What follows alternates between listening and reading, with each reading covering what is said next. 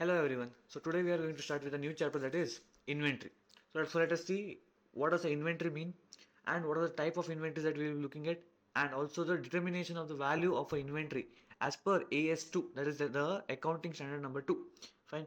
So in this chapter basically we will have questions regarding the computation of value only. Fine. So let's start. So what are the types of inventories that we are going to deal with today? So at first we have in case of manufacturing concerns and in case of trading concerns. So manufacturing concerns are those which manufactures the product. Let us say I have a calculator in my hand. So let us say there is an entity which is manufacturing this product, and there is a second kind of entity which is buying it from the manufacturer and selling it further. So the first kind of category of entity will be the manufacturing one, which will manufacture by buying all the components or manufacturing the own single components of the calculator. Then we have an entity which is trading concern, which just buys from the manufacturer, does nothing with the calculator and just sells it away with a small amount of profit. Okay, so in both the cases, this calculator will be treated as a product or a inventory Let us see.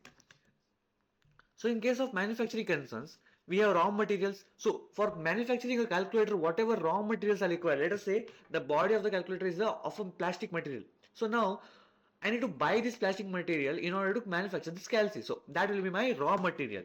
Then we have work in progress. Let us say the motherboard of the calculator is already manufactured. This is my work in progress. That means I am yet to put in some efforts and work and raw materials in order to make it a finished product. This is my between stage between raw materials and my finished product, where my product will be work in progress. I cannot use the product at this stage. Why? Because it's not in a usable form.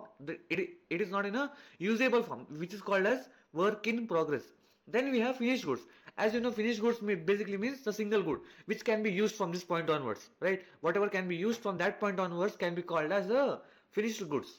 Then we have stores and spares. So small stores or spares product of a let us say for manufacturing this calculator I need a big machinery. For that big machinery there are some spare parts that might be required, right? So if you give your bike for a garage, they will have some spare parts which can be replaced with your defected part of the bike. Same like that, we have stores and spares which are kept in godown in case it might be required for the manufacturing process. So that will also be a part of what my inventory. Okay, and then at the end of the day, manufacturing material. Let us say, can I sell the calculator as it is? Like this one, I can sell it. No, and a clear packing for this. A box is required, right? So that box, whatever material of cardboard we have, that will be the packing materials. That will also be considered as a inventory for this chapter. Then, in case of trading concerns, so in case of trading concerns, there is nothing like raw materials, then work in progress finished goods, because these people are not into manufacturing of the products, right? These people are just buying the products and selling it away. That's it. So what will be the inventory for them? The traded goods. Suppose if someone is buying a calculator from me, let us say I am a retailer. I am buying a calculator for what? For selling it further. So this calculator, whatever I have bought, will be my inventory. This will be will be my inventory. Fine. Now going ahead, there are some methods of determining the cost. There are some methods determining the cost. So before that, let us see how inventories are valued first of all. So basis of valuation of inventory. So in inventory, there are two methods by which we can value the inventory. One is cost method and one more is net realizable value method. Okay. So under cost method, what happens? Whatever cost is incurred in buying or manufacturing the goods, that will be taken as a cost. Now what does the cost formula mean? We have a clear definition over here. We will look at it, okay, after some time. And the second part is net realizable value. Now what does NRV or net realizable value mean?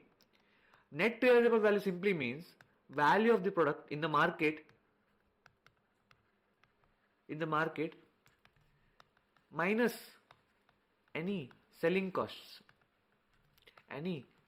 So let us say today this product is not sold, but if today I go to my markets and try to sell this product, how much can I fetch? So what happens is cost might not be exactly equal to my net realizable value. So because of this, we have this particular formula over here. This particular formula to determine the cost of the inventory. So because of this, what happens? My value might change in the market depending on the market conditions over there. So today, let us say a new model has been released for the calculator. Let's take the best example, your mobile phones. Today, let us say iPhone 10 was launched. But after some time, after 1 year, iPhone 11 is launched. What about iPhone 10? the value in the market goes on reducing for the older models.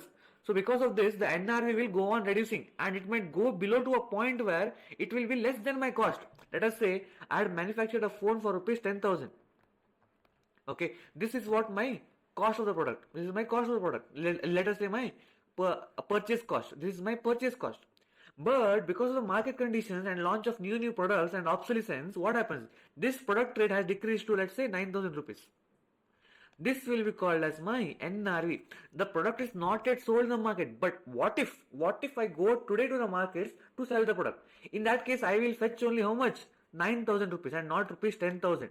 Right? Because of this, I need to value this at the lower of both the values. Now, what is the lower of both the values? That is my NRV. So, NRV, net realizable value. How much will I realize if I go today to the markets and sell it away?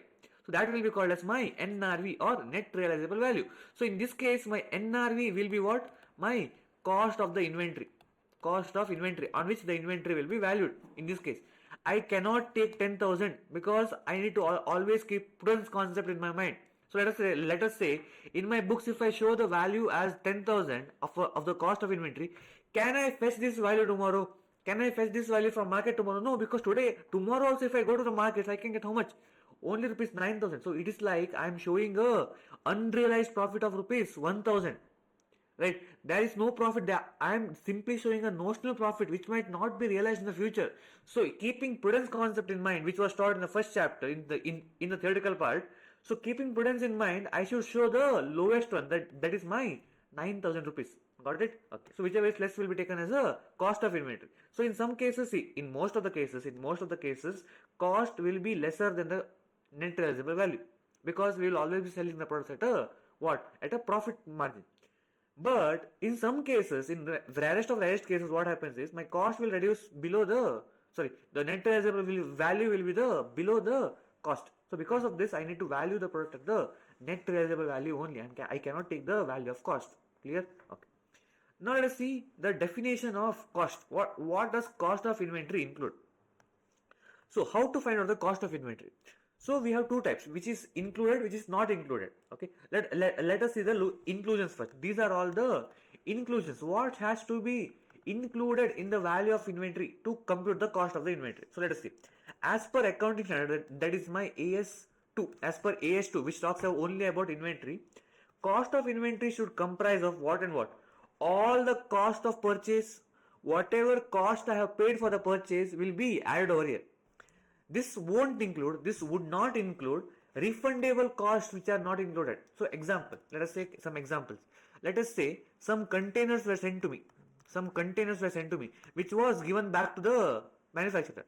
Let us say for the container they had charged me rupees 100 while purchasing, and they have told me that this is a refundable cost. So if you give back the container to us, we will pay you back how much? 100 rupees. So that means this 100 rupees whatever is there is a refundable cost. See, while purchasing it, I have taken the container with me. But if I return the container back, they will pay back me the 100 rupees, whatever was kept as a deposit. Right? So this should not be the part of the cost, because this is the refundable cost. I have not incurred anything separately for the cost over here. Clear? Then one more example we have is of GST. Remember GST, what we have studied in the general entry chapter. So what happens in GST? Whenever I incur GST, let's say I purchased a goods of rupees 10,000 on which I have incurred a GST of 10%. That is 1,000 rupees GST I have incurred. I have paid a whole amount of rupees 11,000 to whom? To the supplier. Now what does supplier do? Supplier will file a GST in my name. Right? He will file a GST in my name, for which for rupees 10,000 I will receive what? A credit I will receive. Tomorrow this credit can be used where? To settle off my liability in the future. This was what is discussed in the general entry chapter. So go back and have a look at the theory part of GST, how GST works. Now, since I am getting a credit of this 1,000 rupees in an indirect way through my government portals, because of that, this also becomes a refundable cost. This is a benefit I am getting for rupees 1,000. So that's why GST will also be not included in the value of cost of the product or the cost of the goods. So only rupees 10,000 will be the cost of my purchase and not rupees 11,000. Remember this, okay? Whenever GST comes up, GST should not be included. Okay. Then one more thing what we have is trade discount. Right? I have told you before. Let us say a product was bought for rupees 10,000. On this I am getting a trade discount at the rate of, Let's say 10%. So what will be the value of my purchase? It will be rupees 9,000 only. I am deducting 10% and now my value of purchase is rupees 10,000. Sorry, pardon me, rupees 9,000. Rupees 10,000 will not ever be taken to the cost of purchases. Remember this. Okay. 10,000 would not be the cost of purchase, whereas only 9,000 rupees will be the cost. Rupees 1,000 whatever is there is a trade discount, and I have told you before, trade discount never ever comes into my books of accounts. Only cash discount will be taken to the books of accounts. Trade discount will never be taken to my books of accounts. Remember this, okay? Fine. So going forward, so first part is done. Next, we have cost of conversion. Now what is cost of conversion? Primarily for finished goods and work in progress. So let us say we had raw materials. We had raw materials over here. Now we have work in progress and we have finished goods, right? This is the product which can be sold. But can I sell raw materials and work in progress over here? No, because it is not yet manufactured. So there will be some cost incurred to transfer this, right? From creating raw materials to work in progress, and from work in progress to finished goods, I will incur some kind of cost to convert the form of the product. See, let us say tomorrow I am assembling all the parts of this calculator. From work in progress, this becomes a finished product now, because I am assembling all the parts of this product. So this assembly line will take some cost. Might be some labor, there might be some electricity cost that is incurred, then robotics cost or machinery cost, whatever it might be. All those costs are incurred where? To convert it into a finished product at the end of the day. So all this conversion cost, whatever is being incurred, will also be forming a part of the cost of the inventory. Okay, then going ahead, we have other costs incurred in bringing the inventory to their present location and condition. So all the other etc. or the miscellaneous cost, whatever is there, that will be used in bringing the inventory to its present condition, be it a borrowing cost or some cost which is given as an example in a textbook. So those costs also can be taken as a cost of inventory, but the condition only will be that this cost should be linked to the inventory. This cost, whatever is there, should be linked to the inventory, either to buy the inventory or to manufacture from raw materials till the stage of finished goods. If the cost is incurred from that point till the finished goods point, then it will be taken as a cost of inventory. Clear? Then what are the exclusions? What should be excluded? What should be excluded from the value of inventory? Now, first of all, following expenses are generally not included in the cost of inventory. Now, what are those? First of all, we have abnormal amounts of wasted materials, labor or other production overhead. So first of all, let us understand what is normal waste or abnormal waste. Fine. So first of all, we have normal waste. Let me just erase this. So first of all, we have normal wastage. Now what does normal wastage mean? Let us take a small example. Let us say I am a petrol manufacturing company. So what I do is I bring crude oil, extract it and separate all the items, whatever is that, petroleum, diesel, that, this and all. From that I just sell it further. So let us say I am getting some raw materials. What is my raw material over here? The crude oil. The crude oil is my raw material. I am bringing them crude oil from the point of extraction till the point of my factory to further process it into different components to sell it further. Now let's say while bringing it, I have brought it in a truck. Obviously the petroleum will be transported in a truck, right? This is my truck. Petroleum, right? Now let us say I have bought 100 liters of petroleum, like from the point of extraction, 100 liters of petroleum was given to me. But on the way, what happened? Because of some other factors, this petroleum will be reduced to, let's say, 90 liters. 10 liters of petroleum is gone. How? Be it evaporation, be it small leakages or some other etc. reasons which might be there for the loss. See, in a business of this kind of business, what happens? See, this loss, whatever is incurred for 10 liters is a normal waste. That means I know that this is what will happen. This particular loss cannot be controlled. How can you control evaporation of oil? Can you control it? No, because it evaporates. I cannot control that, which is already determined based on my past experiences. Based on my past experience, I know that there might be a leakage or some else reason up to 10 liters. So this is called as my normal wastage. That means it is a wastage in my day-to-day business. That will happen whatever I do. This is my normal wastage. Now, we have one more thing called as abnormal wastage. Abnormal wastage. Now, what does this mean? Let us say from 90 liters, the petrol has reduced to this time 80 liters. That means something else has happened. See, in my past experience, the petrol of the tanker has never reduced to 80 liters. But now this time it has reduced to 80 liters.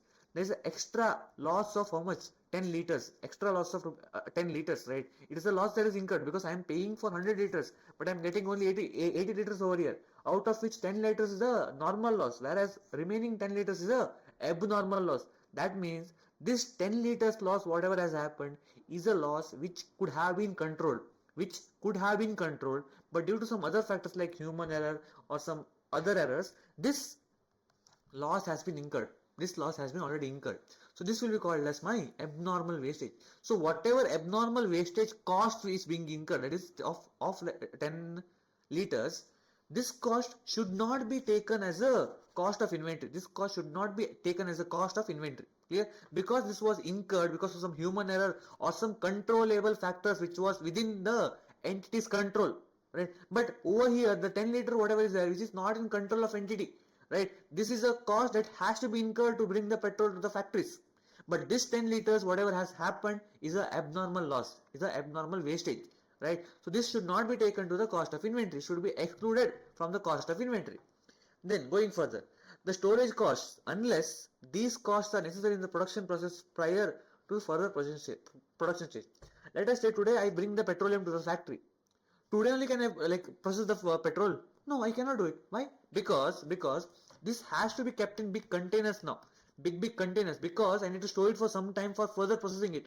So because of this, whatever cost I am incurring for storing it somewhere, be it a rental cost or be it any other cost which is incurred for storage only, that cost will also be a part of cost of inventory only when it is with link to the manufacturing product. Right? But if it is linked to, like, let us say the finished product, that cost won't be taken as a cost of inventory. That will be taken as a indirect expense and separately taken to my P&L account. Clear? Then administrative overheads that do not contribute to bringing the inventory to the present location and conditions. So whatever admin cost or administrative cost that is incurred, which is not at all related to the inventory, to bringing the inventory to the current factory or current premises of my business. So that particular administrative cost will also not be included over here. Then we have other selling and distribution costs. So any selling and distribution cost that you incur for selling your product further. Let us tomorrow I advertise to sell this calculator. What happens? This advertisement cost is not a cost incurred for the calculator, but it is incurred for selling it further. So it becomes a selling cost for me or a distribution cost for me. So because of this, what happens? This is not incurred on manufacturing of the calculator. Because of that reason, I won't be taking it to the value of cost, and I should exclude it from the value of inventory. Clear? Then going ahead, we have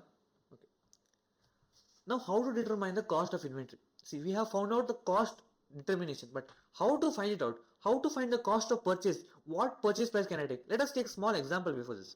Let us say I am buying some, let us say, rice bags. I am buying some rice bags. Now, these rice bags, let us say today I buy 1 kg at the rate of rupees, let us say 100 per kg, for example. Tomorrow I am buying 5 kg again. But this time I am getting a discount, let us say for rupees 80. Tomorrow I buy 150 kg at the rate of rupees 50 per kg. 50 per kg. Now what is happening over here? My value or the cost of each product is going on reducing. Let us say tomorrow I sell 2 kg. 1 kg from here, 1 kg from here. At once I have bought it at rupees 100, at once I have bought it at rupees 80. Now at the end of the day, something remains, right? If I sell 2 kgs, now how much remains? See, how much was bought? 150 plus 5 plus 1, 6. So 156 kg was bought. 156 kg was bought at different rates. And tomorrow once I sell 2 kgs, how much remains? 154 kg remains in my inventory as an inventory. Now comes the question, at what rate should I value it? At what rate should I value it? Should I take 80 rupees? Should I take 50 rupees? Because see, out of 154 kg, 150 kg is at rupees 50, whereas remaining 4 kg is at rupees 80. Now there comes the question at what rate to take it. So we have some methods to deal with it. So we have historical cost method and we have non-historical cost methods. So first of all, when is historical cost method used? When inventory not ordinarily interchangeable. When inventory is not ordinarily interchangeable. First case is when the inventory is not interchangeable. That means, let us say I have a showroom. Okay.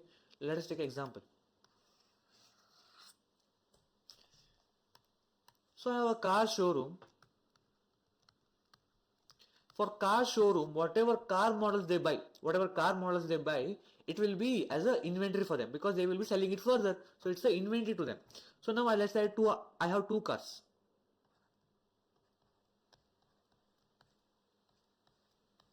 Car number 1.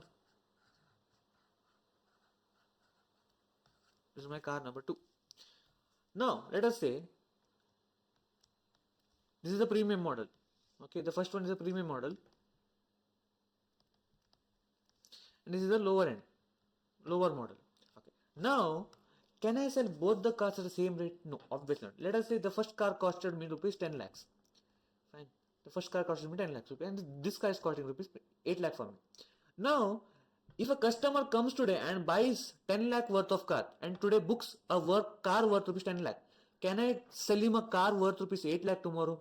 Can I do it? No. Why? Because these both are not interchangeable. I cannot sell him one car instead of one more car. Right? I cannot sell him a car of rupees 8 lakhs instead of rupees 10 lakhs. He has booked car worth rupees 10 lakhs. But can I sell him a car worth rupees 8 lakhs tomorrow? No. Because these both are not interchangeable. I cannot interchange them. I cannot say that you take this car today, that car is not available. Can I say that? No. Because he has specifically booked the premium model of rupees 10 lakh. Right? So this becomes a non-interchangeable product. So basically what does non-interchangeable means? There are some characteristics in the product which might be differentiated from the other products. So here there will be some other features given in the car which might not be available in the lower end car. Because of this I am selling it at rupees 10 lakhs and not rupees 8 lakhs. So this is why it is called as non-interchangeable inventory, which is not interchangeable. So in this case, we will use specific identification method. Now what does specific identification method use means? In simple terms, take the value of first car as rupees 10 lakh. Take the value of second car as rupees 8 lakh. This is a specific identification method where I am specifically linking the value to each models. So this model is worth rupees this much, this model is worth rupees this much. I cannot mix them up and set a single price to them. I cannot mix them up and set a single price. This is what specific identification method means. So in my books, I will value it at rupees 18 lakhs. That is 10 lakhs plus 8 lakhs. This is my value of inventory. So for the first car it is 10 lakh rupees and for second car it is rupees 8 lakhs. Let us say this car is sold today. This car goes out of my inventory. So tomorrow my inventory value will be only rupees 8 lakhs and it won't change. Then we have the second method, that is inventory where it is ordinarily interchangeable. Let us take one more example now. For interchangeable products. Let us say I have the rice bags. Small rice we have. Two rice bags we have of same brand. We have. Okay. One is 5 kg product and one more has 10 kg in it. Okay. 10 kg. Now today a customer comes and asks me that I need rice of 5 kg. So I say that okay, I have a full bag of rice available for you. Tomorrow you can come and you can take it away. But today what happened? Some other customer came and he was urgently in need of 5 kg of rice. So I sell him this product today. But tomorrow to that first customer, what should I tell? I said, can I say no, that product is already sold. Now I have only 10 kg. What I can do is I can divide the 5 kg out of this. I will just remove 5 kg out of this and give him a new product. Done. Because both the rice are of same brand, but the quantity was in different amount. That's it. So because of this, I can interchange the product. The customer had asked for 5 kg. He will not be given the same brand over here, same product over here. He will be given a different product of same brand, a different product which was bought on a different date. Let us say the first product was bought on 1st of June 25. This product, let's say it was bought on 10th of July, for example. So these both products are bought on different point of time, but both are same products. That's why it was interchangeable for me. See, the customer tomorrow cannot say that, okay, this rice is not from the first product whatever I have seen. It cannot be from second product only. He had not mentioned any such conditions to me. So because of this, I will just divide it and give it to him. So this is what I mean by interchangeable. This is what I mean by interchangeable. That means I can sell him 5 kg from this product or from this product. It doesn't matter to the customer because at the end of the day, he is getting the same brand of rice. That's it. Clear? Okay. So this is what is called as interchangeable. Now, in case of interchangeable, how to value sir? So we have three different methods over here. We have three different methods over here. First one is FIFO, the second one is LIFO, and we have weighted average. So I won't be discussing it over here. While taking the example, I will clearly explain you what is FIFO, what is LIFO, and what is weighted average. Clear? Okay.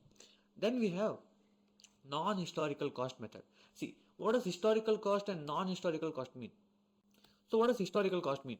Historical cost basically means the past cost of the product. So the cost which was incurred while buying the product, that is called as historical cost. That is called as historical cost. Now what does non-historical mean? Whatever cost we have incurred previously, based on that, if I am determining any cost of the inventory today, that will be taken as a what? Non-historical cost method. Whatever data is available with me, using that data, if I am finding the cost of the inventory today, at this point of time, that will be called as non-historical cost method. Clear? So in that we have only one method, that is adjusted selling price method. So this also has a small question in your textbook. You can go through it, where we will use what? The cost of all the inventories to determine the cost of the final inventory that is remaining. We will use cost of all the purchases and adjusting it with the sales value, taking the opening and closing stock, that will be used to find out the closing value of the inventory. So on this we have questions which we will be solving. Okay, don't worry about it. So let's jump into the next part. This part of determination of inventory, so determination of income through inventory valuation, this we will deal in the final accounts part. Okay, in final accounts we will clearly understand how to determine how inventory's cost will determine my income. Clear? Okay, so don't worry. Now this is just a theoretical part where inventory cost record system. So how can inventories be recorded? That we will see. So in the first one we have periodic inventory system. See, from this point onwards, from this part onwards, there won't be any questions for your practical questions. Clear? This is only required for your theoretical part, where 2 marks questions will be asked in the first main. In the first part, they will ask you a true or false questions. Just have a look at the question papers available on the ICI portal. There you will be asked incorrect or true questions for I think for 12 marks. So 6 questions will be asked for 2 marks each. So 12 marks questions will be asked from different chapters for the theory part. So for that part I am discussing this part. Okay, there might be small chances this might come in your examinations. So now, periodic inventory system. So in this, periodic inventory system is a method where ascertaining of inventory by taking an actual physical count or measure or weight of all the inventory items on hand at a particular date on which the inventory is valid. So what happens over here? I will manually go to my godown and count the inventory values and check how much inventory is available at what rates. So this is what is called as periodic inventory system.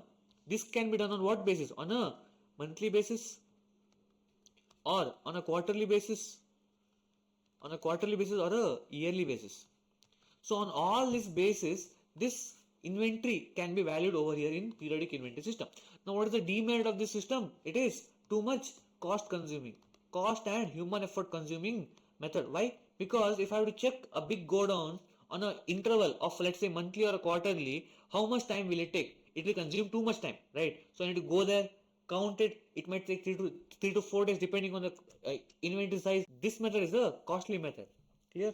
Now, perpetual inventory system, the second method. So the first method is also called as physical inventory system. The first method is also called as the physical inventory system because we are taking a actual physical count in this system. Then we have perpetual inventory system. So most of the entities measure their inventory in the second method because the first method is really a costly method. So what does second method say? The perpetual inventory system is a system of recording inventory balances after each receipt or issue. So what do we do here? We record all the inventories based on each receipt and each issue. So we will maintain a record where once the inventory is received, we will measure it. Once the inventory is issued, we will record it over here. So this way, on a daily basis, on a weekly basis, we go on recording all the inventory. So we just record it. Don't value it on a single day. We just keep on recording it in our systems. Now, under this system, cost of the goods you issued is directly determined, and inventory of goods is taken as a residual figure with the help of inventory ledgers, which is slow on a continuous basis. So skip it. So basically, they are saying that for the cost of goods sold or the cost of inventory is determined using this formula. So the cost of inventory will be my opening stock value plus my purchase value or the purchase cost whatever is incurred minus my cost of goods sold will be equals to my closing stock. This is what is done in the method. Clear? So basically, because of this method, I can easily find out my cost of goods sold. Because of this continuous record keeping of all the inventories, I can easily find out the cost of goods sold and cost of purchases. Whereas the opening stock will be available for the previous year. So the same closing stock of the previous year will be taken forward as a opening stock. And because of this, I can find out my closing stock value. But in case of first system, the value of closing stock will be determined, but value of cost of goods sold is not determined. So the formula will change a bit. So opening stock plus my purchase value, because the purchase value will always be determined, minus my closing stock, because this time I know the value of my closing stock because I'm physically counting it, right? So because of this, I can find out the cost of goods sold over here. Clear? This is how we find out in the perpetual inventory system and in the periodic inventory system. The basic feature of this system is the maintenance of inventory ledger to have records of goods on a continuous basis. So on a daily basis, we will maintain a separate ledger for my goods. Okay, that how to maintain we will look at in the questions now. Okay, using the LIFO, FIFO weighted average method, we will look at how to maintain the inventory on a daily basis in the perpetual inventory system. So practical questions on historical methods. So first of all, we have the question. Okay, in a textbook there are some questions, but I have prepared these questions myself because in all the questions same thing will be repeated. The one thing that is not given is the opening stock of the inventory. So this question is not properly mentioned in the book, so I am covering it over here. From the following details, ascertain the value of inventory as on 31st March 2025. So at the year end, I need to determine the value of my inventory as per perpetual inventory system. Clear? So under what methods? Under LIFO, FIFO, and weighted average method. So under FIFO, LIFO, and weighted average method, we need to find out the value of inventory. See, in real life, only FIFO is followed, or in some cases, weighted average method is followed. LIFO will not be followed. Clear? Now, what does FIFO, LIFO, and weighted average mean? Okay, let us understand this with the help of example only directly. So on 1st March, the value of inventory was how much? I had 500 units at the rate of rupees 50 each. Clear? Okay. Then what else is given to us? Inventory purchased in March 2025. So on the date of March, how many inventories were purchased? So on each date, the inventory purchase is given to us. Then inventory sold in March 2025. So whatever quantity of inventory is sold is also given to me. Now, how to find out the cost? Let us look at it with the help of the example. Okay, now let's start. So first of all, on the 1st March, we have the opening inventory, right? So mention the date, 1st of March. How will write it? So in the balance column, we had 500 at rupees 50 each. So that would be how much? 500 into 50. So that would be 25,000 will be the value of inventory as on 1st of March. As on 1st of March, my opening balance was how much? 500 into 50 by into when I multiplied it, I will get 25,000. Then on the next date, on 4th of March, what has happened? Before going there, so this will be the format. By this format, this is the format for your inventory solving for LIFO, FIFO, and weighted average for all the methods. This will be the sole format that we will follow. Now, the second part. On 4th March, 200 quantities were purchased at rupees 55 each. So now, on 4th of March, how much did I purchase? 200 quantities at rupees 55. So how much will that be? 200 into 55 equals to 11,000. Okay. Now comes the main part. Let us say I am following FIFO. So the first part we will consider, that is FIFO method. So what does FIFO mean? FIFO means first in, first out. So first in, first out. So whatever goods comes first should be sold first. Okay. Why it is useful, I will tell you.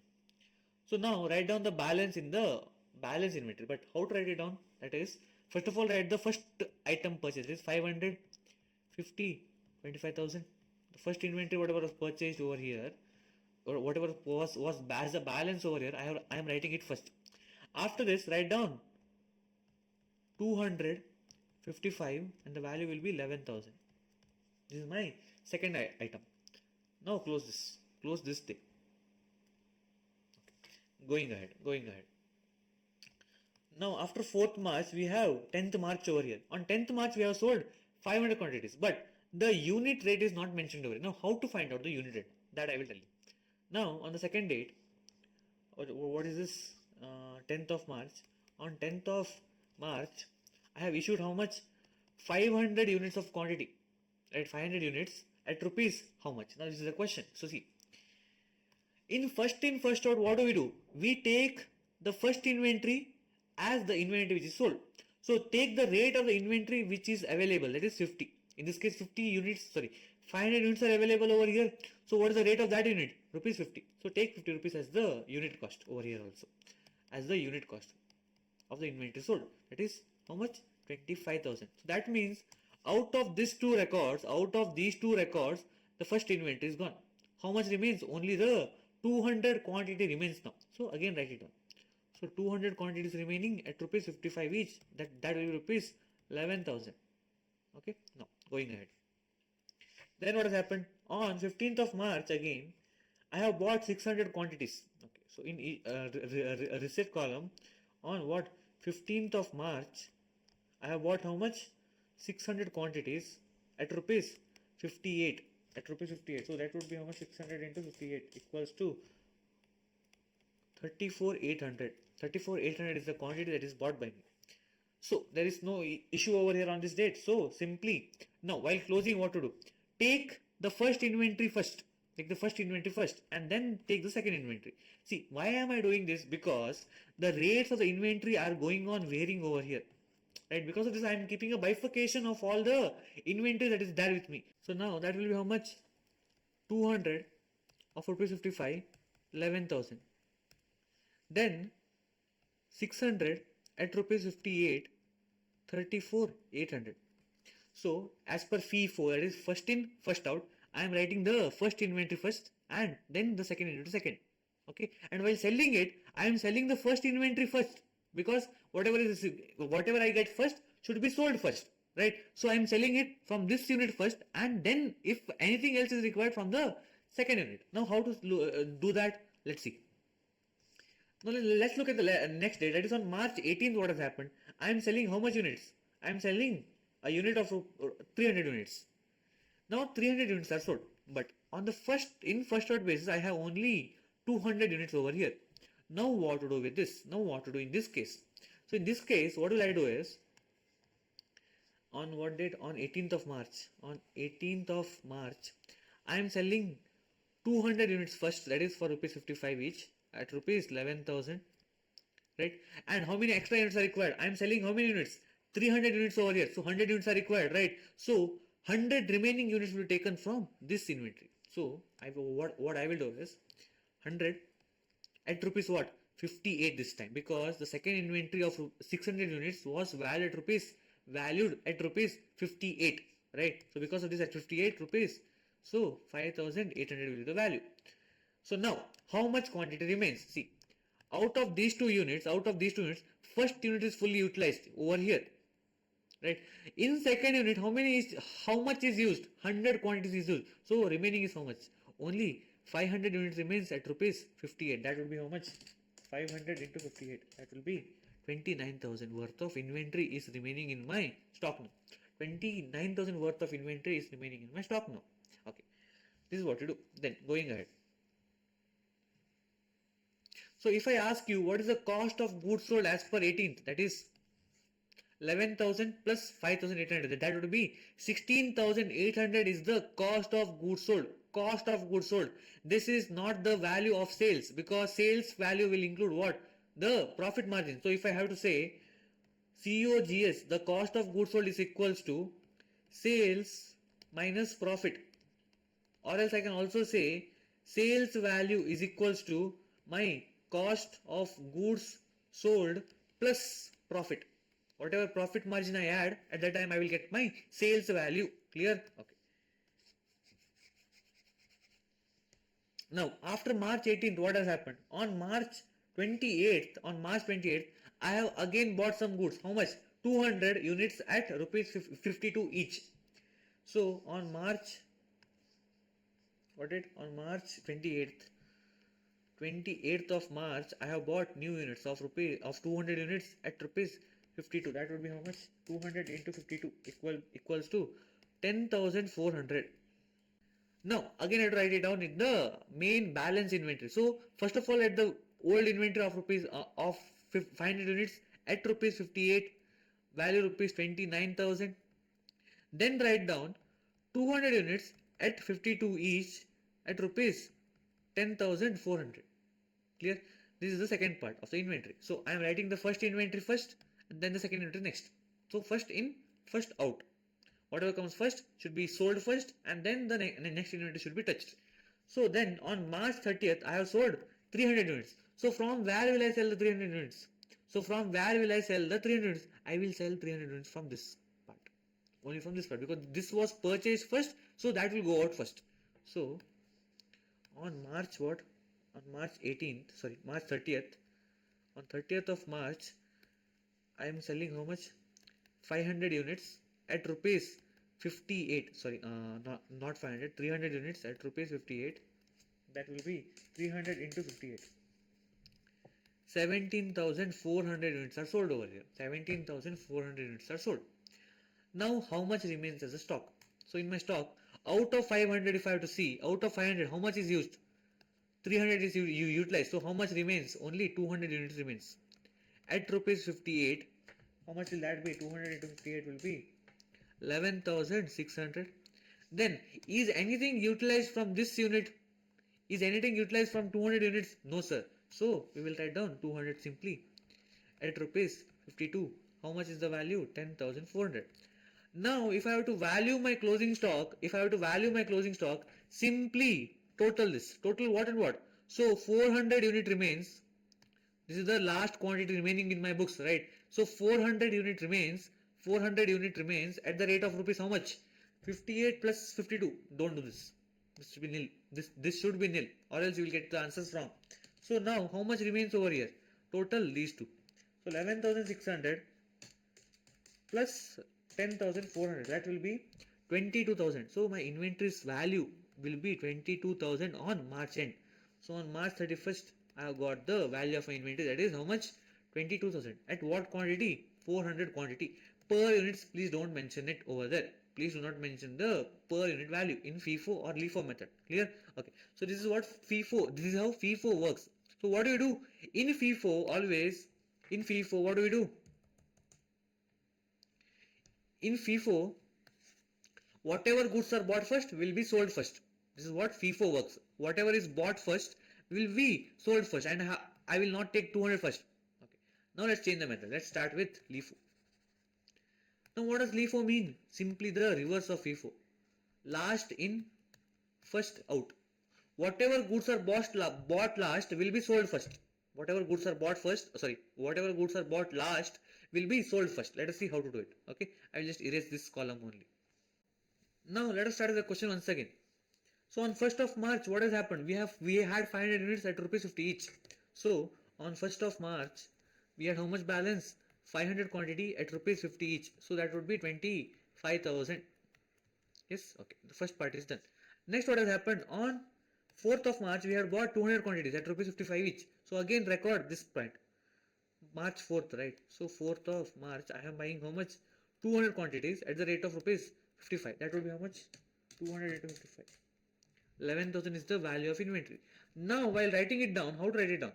Now, while writing it down, write it down in the same order. So, first of all, whatever is bought, write it as 500, 50 and 25,000. Then after this, the next quantity, that is 200 at rupees 55 each at rupees 11,000. Okay, this is done. So, no change while writing it. But now, while selling it, in the sales on March 10th, I have sold 500 units. Right? So now what to do? Now while recording this on 10th of March, I am selling how much? 500 units, right? So now I am following which method? LIFO method. LIFO method. So whatever is bought last, that is this unit, should be sold first, and then after this I will be selling the next unit. Clear? I will be selling the next unit. So remember the cost over there. Remember the cost over there. What was the cost over there? So as per FIFO, my cost was 22,000 rupees. Right? Okay. Now let us see as per FIFO what happens. So now on March 10th, I have sold 500 units, right? So now sell 500 units. But this time in LIFO. So whatever is bought last will be sold first, and then if extra units are required, I will touch this quantity. Let us see how to do it. So now on this issue side, so 200 quantities will be used from what rate? At the rate of rupees 55. At the rate of rupees 55. So that would be 55. How much will the value? 11,000 will be the value. Then I need 300 quantities more, right? Because I am selling 500 units over here. I am selling 500 units, so I need 300 quantities more. So that will be taken from what part? That will be taken from this particular part. Let us see how. So now 300 quantities will be taken at rupees 50. Now let us see what happens. 300 into 50 will be 15,000 rupees. Okay. Now how much quantity remains? How much quantity remains? Only 300. Sorry, only 200 from this remains, because 200 has been utilized from this. Remaining 300 has been utilized from this, so only 200 remains, right? So I am remaining with 200 units. I will write this above over there. I am remaining with 200 units at rupees how much? 50. 5 to the 10, so 10,000 is the value over here. Fine. Going ahead. Again, after 10th March, on 15th March, I am buying how what? 600 quantity again. So on 6th of March, I am buying how much quantities? 600 quantities at the rate of rupees 58. That will be how much? 600 into 58. 34,800. Yes, 34,800. So now the value will be, how will I write this? So while writing, first of all write down 200 quantities at rupees 15 each. It is rupees 10,000. Then 600 at the rate of rupees 58. That will be 34,800. Okay, no changes over here. Then after this, I have sold how much? 300 quantities again. I have sold 300 quantities on 18th of March. Date I have missed over here. It is 15th of March. Okay. Now 18th of March. On 18th of March, I am selling some quantities. How much? 300. So where can I use 300 from? So I should use the last one first. The last one first. This is the last one. This is the last one which was bought. Last means in the recent times whatever I have bought will be used first. If it was FIFO, I would have used 200 first. Whatever is bought first will be used first, and then the next one will be used. But here we are following what? LIFO. Because of this, I will use 600 first, and after that, if anything else is required, I will use from 200.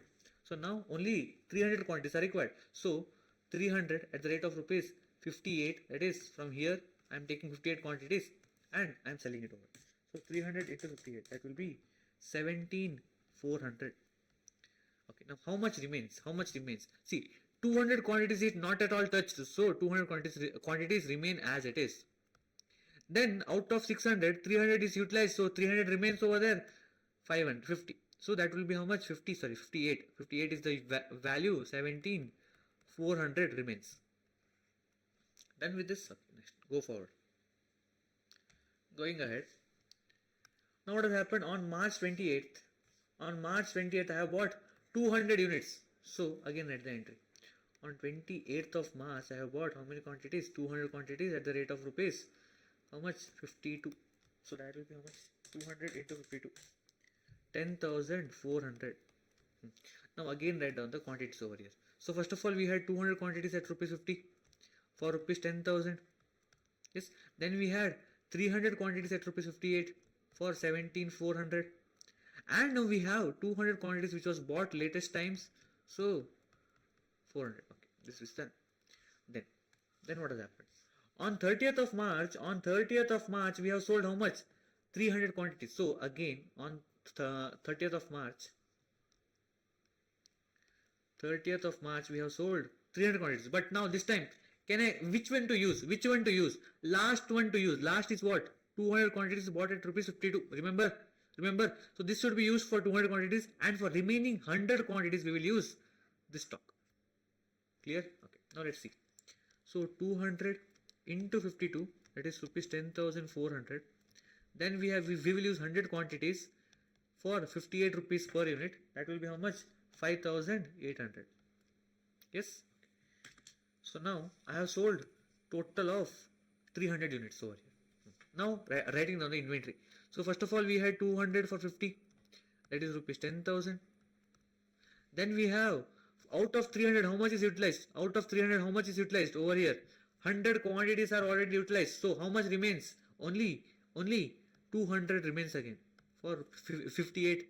And how much is the value? 200 into 58. That will be 11,600. Now 400 quantities remaining. 400 quantities remaining at the rate of this. So the total value of my inventory will be 400 units of quantities remaining. Rate, don't write it down. The value will be 21,600. 21,600 is the value. So add these both to get the final cost of my inventory that is remaining.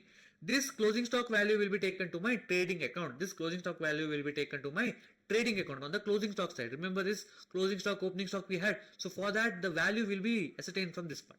Clear? So now as per LIFO, my cost of inventory is how much? 21,600. Yes. Okay. So we are done with LIFO also. In LIFO what happens? Just to revise, in LIFO what happens? Whatever is bought in latest, whatever is bought last, that is 200 units of 55 each. See, this is the old one. We are using this method. Right. So because of this, I will sell this first. And if anything is needed in extra, I will use the second quantity. Right. So in lower order, we will go up. But in FIFO, we used to use this first. Whatever is bought first will be used first. In LIFO, whatever is bought last will be used first. Clear? Okay. Then the last method is weighted average method. So in this what to do? Let's see. So now we have weighted average. Now what to do over here? On first of all we have the opening stock, that is on 1-3. On 1-3 we had opening stock 500 at the rate of what? 50 each. Rupees how much? 25,000. Okay. Till now here everything remains the same. But next what happens? Next, on what date? On March 4th we have purchased 200 units, right? So on 4th of March we have about 200 units at rupees 55 each. How much will the value? 200 into 55 equals to 11,000. Now the twist. Now add this quantity plus this quantity. How much will that be? 700 units. 500 plus 200. Next add this and this. 25,000 plus 11,000. How much will that be? 25 plus 11 will be how much? 36,000. Okay. Now what to do? Now I will divide 36,000 by 700. Because of this I will get the per unit value, that is 51.45 or 43. So I divided 36,000 by my quantity. So I will get, because of this, the per unit value for 1 unit how much is charged. So 700 into 51.435, I will get around 36,000. Yes. So this is how you find in weighted average. So this is done. Next, go ahead. You will understand better. Then on what happened? Then on March 10th I have sold 500 units. So on March 10th of March, I have sold 500 quantities. Now, where do you take the price from? The price will be straight away taken from this part. That is 51.43. That will be how much? 500 into 51.43. Sorry, 500 into 51.43. That will be 25,715. This method can only be used when there is interchangeable products, just like rice bags. So imagine I am buying rice bags over here. Clear? It is interchangeable. So it does not matter whether I am selling the first one or the last one. So this doesn't matter. So I can use any of the three methods, LIFO, FIFO or the weighted average. Now, how much remains? Again what to do? Now what to do is 700 minus 500 because it's sold, right? So my quantity decreases. So how much remains? Only 200 quantity remains. Now coming to value, 36,000 minus 25,715. 36,000 minus 25,715. That will be how much? 36,000 minus 25,715. That will be how much? 10,285. 10,285. Now, how to find the per unit value? Again, 10,285 divided by 200 quantity. Divided by 200 quantity. That will be how much? Again, I will get the value of 51.43. 1.43. Why? Because it's sold from this part only, right? So there is no extra quantity bought for different value. So because of this, it remains the same. It won't change. Okay. But when does it change? Let's see. So on March 18th, sorry, after 10th, right? Okay. On March 15th, I have bought 600 units once again. So now on March 15th of March, what has happened over here? I have bought 600 units at rupees 58 each, right? So that will be 600 into 58, 34,800. Now what happens? Now again add 200 plus 600. How much will that be? How much will that be? See, 200 plus 600 will be 800. Then add 10,285 plus 34,800. That will be how much? 10,285 plus 34,800. 48,085. Okay. Now find out the rate per unit value. How will I do this? This value divided by quantity divided by 800. I will get my per unit value as 56.36 is the per unit value. Now why is it increased from 51 to 56? Because I have bought a unit at a higher price. See, before it was 55, 50 in that range. Now it is increased from 51 or 55 to 58. So my per unit value has also increased from what? 51.43 to 56.36. So my unit value is going on increasing because of the increased rate of purchase. Okay, fine. Now next what has happened? After 15th of March, then we have 18th of March, I have sold 300 units again. So now again I have sold it. So on what date? 18th of March. 18th of March I have sold 300 units. So where to take unit price from? This will be my unit price. This will be my unit price. So 56.36 is the unit price. What is the value? 300 into 56.36. 16,908 will be the value of inventory sold or the cost of inventory sold. Again, what to do? Again, 800 minus 300 will be how much? 500. Then 48,085 minus 69,908. So that will be how much? 48,085 will be 31,177. Again, my per unit value won't change. It will be the same as previous. Okay, wait a minute. A small mistake over here. The value whatever written is mistake. So 800 into 56.36 will be how much? 45,088. Now 45,088 minus 16,908 will be 28,180. Now it's fine. So 28,180 divided by 500 will be how much? 56.63 again, because I am using the same quantity and same rates over here. So because of this, the quantity won't change. The per unit value changes only when I am buying a new product. Clear? Because I am using it from the same rate. So that's why the quantity value won't change when I sell it. So next. Then what has happened? After 18th, on 28th, I am buying again of 200 quantities at the rate of rupees 52 each. So now, again, on what date? March 28th. So 28th of March, I am buying 200 quantities at the rate of 52. So that will be how much? 200 into 52.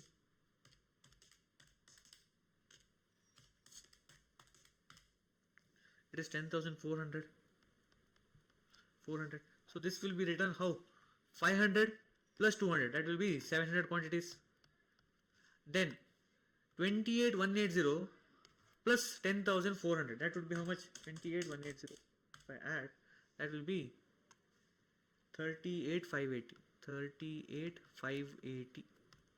Okay, now find out the per unit value. See, now tell me whether the price will increase or decrease. It will decrease. Why? Because see, before it was 56, now it is 52. That means the value has reduced significantly. So because of this, the value will change, but it won't change significantly. Why? Because 56.36 is for 500 quantities, but 52 is for only 200 quantities. Because of this, the value won't change significantly. To a smaller unit, it will reduce. Let us see. 38,580 divided by 700. Divided by 700. It will be 55.11.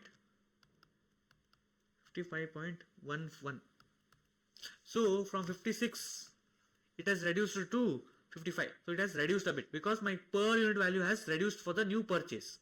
Then going ahead, the last part where I am selling how much?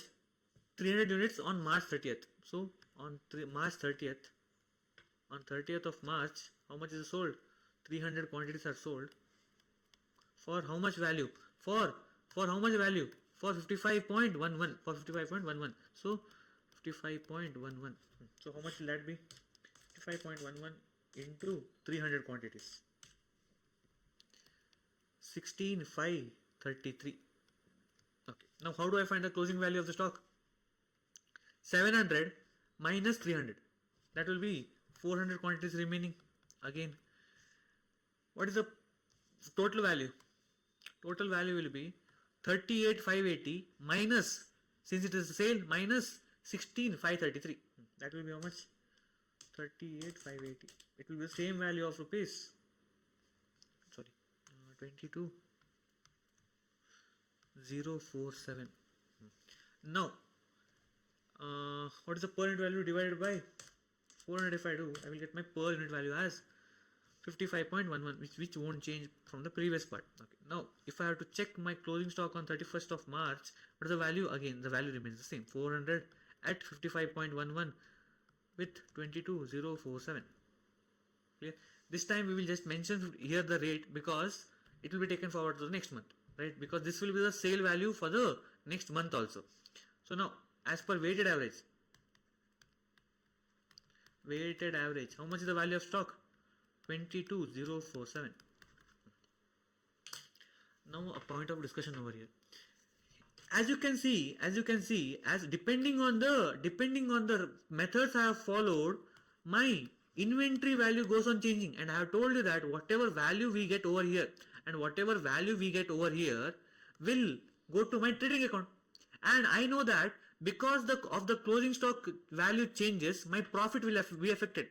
If the closing stock is valued more, the profit will be more. If the closing stock is valued less, the profit will be less. So that means it becomes a point where the really important discretion of the management is required. Right? So now, how to find it out? Which method to follow? See, it completely depends on what? The enterprise, on which method it wants to follow. But whatever method it follows should be consistently followed for every year. It cannot do for 1 year FIFO, for the next year I will use weighted average, and for next year I will use LIFO. No, it cannot do it. It can do it only when there are certain reasons or strong reasons for it to substantiate that the method whatever we are changing into is really showing me the actual or true value of my inventory.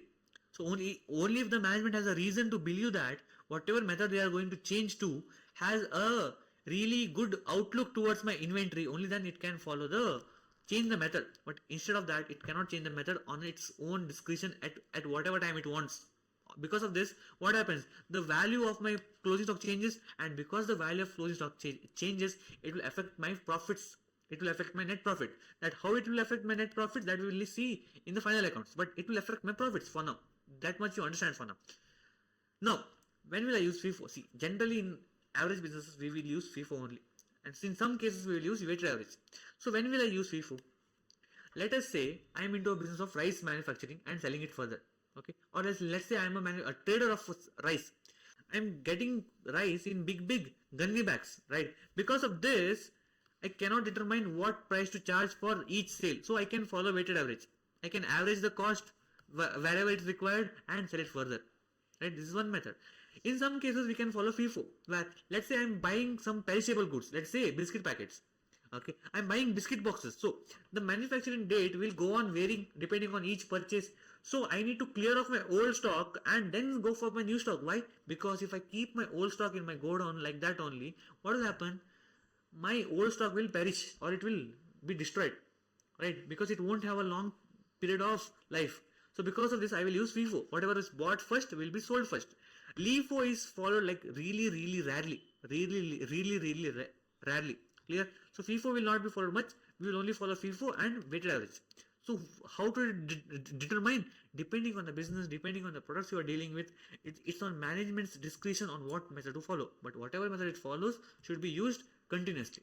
Clear? So by this we end the discussion on the historical methods to follow. Clear? LIFO, FIFO and weighted average. So in your textbooks there are so many questions available on all these methods. So please go through it. All methods are really easy. So there are less chances of this question being asked in the examination. But if it is asked in examinations, please attempt it, because this will be a free hit question for you people, because there is no trick that can be done over here.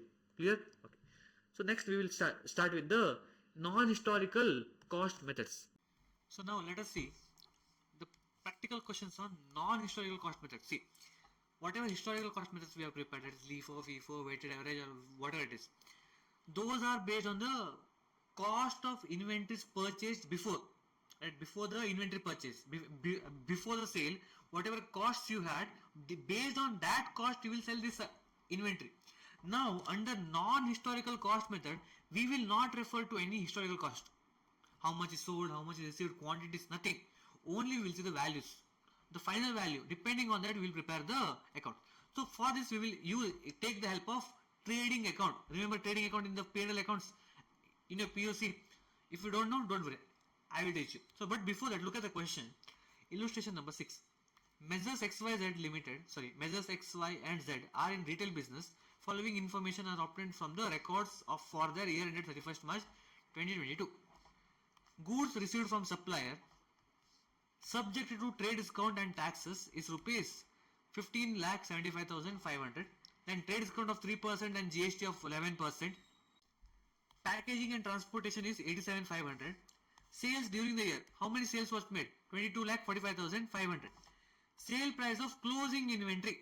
Now, as I have told you before, how is the inventory valued in the closing books?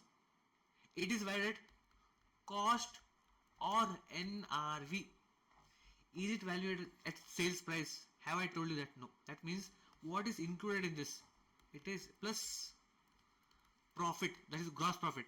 It is including the gross profit amount. Remember this, okay? Keep this in mind, it is required. Find out the non-historical cost of inventory after using the adjusted selling price method. Okay, first of all, we will find out the value of purchases. See, goods received from suppliers given, trade discount is given, then GST is given. Then they have given us the packaging and transportation charges. So that means all of this will be added to what? To the purchase cost of the goods. So, computation of cost of purchases.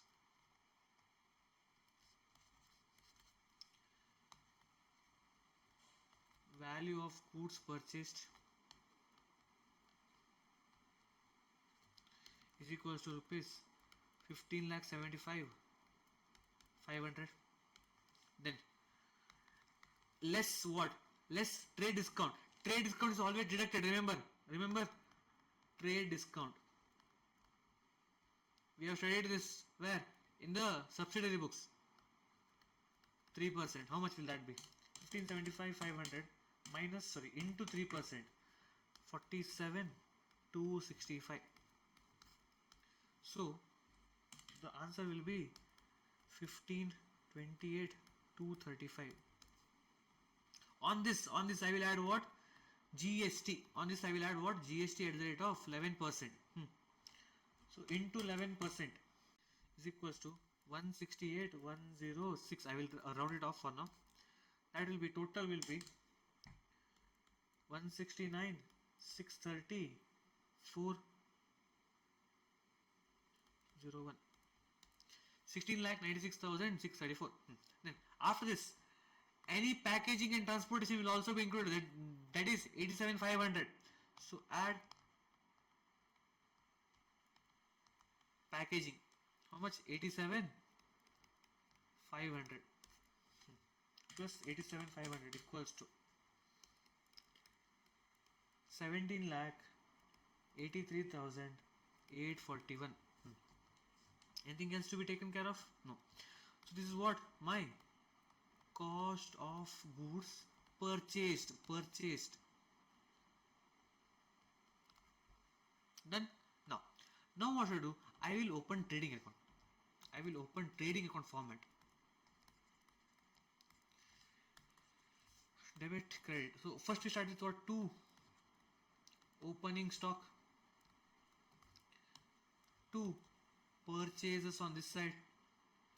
Okay, this is the format. Remember this, because the logic of this will be taught in the main accounts. That is final accounts of your sole proprietor. In that I will teach you the proper logic of this. Sales account by closing stock. See, over here, this will be at cost, this will be at cost, this will also be at cost, but only the sales amount will be at what? Sales price. So at the end of the day, I will get something called as 2 gross profit over here. Why? Because adding this minus these two, I will get the difference amount as a sales figure. It is the, sorry, this is the gross profit. Why? Because gross profit will only be added over here. So please, I recommend you that this particular topic, please look at this after your PUC final accounts are done. Clear? After your PUC final accounts are done, or else go to the final accounts in CA syllabus itself, look at that, and then you can solve this, okay? Or else you will get completely confused. How did I get this? And all. Please. Now, write down the amounts. See, in this question, opening stock is not given to us. So, opening stock will be 0. After purchases, just now I found out purchases, right? See, this is the purchases amount. 17,83,814. So, 17,83,814. 841. Then, sales amount. As per the question, sales during the year. 22,45,500. 22,45,500. Then, sales of closing inventory 2,35,000. So I will get something called as gross profit now. So add 22,45,500, 45,500 plus 23,500, 2,33,500, 2,35,000 minus 17,83,841 equals to 6,96,659. This is what? This is my gross profit. Where did I get this from? From this and this. Now what I will do? I will find out gross profit margin.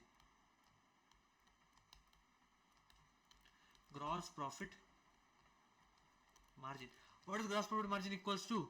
Gross profit divided by sales into 100. So how much is my gross profit? 659 divided by how much is my sales? Rupees 22,45,500. 22,45,500 into what? Into 100. How much will that be? Divided by 22,45,500 equals to into 100. It is 31.02% is my gross profit margin. Okay. This is what I should have done. But in this case, what has happened? I have told you the closing inventory will be valued at what? Will be valued at cost. But in my case, it has been given at sales price. And this gross profit is including what? The profit in sales plus the profit in closing stock. Because of that, I will change the denominator amount to the total of these both, because these both are considered at what? Sales price, not at cost. This should actually be at cost, but this is at what? Sales price. Because of that reason, I will take both of this including. So how much will that be? 22,45,500 plus 2,35,000 equals to, that is 24,80,500. So how much is my revised gross profit? Divided by 696659 divided equals into 100. That is 28.08 or 09% is the gross profit. Now I know that my gross profit is 28% or whatever the estimated amount it might be. That means what is required in the question? Find out the historical cost of inventory. So cost of inventory is required, but inventory is given in what value? The closing stock. See, whenever the question asks for closing stock, I mean inventory, it always generally means what? The closing stock. So in this closing stock, what is included? Cost plus profit.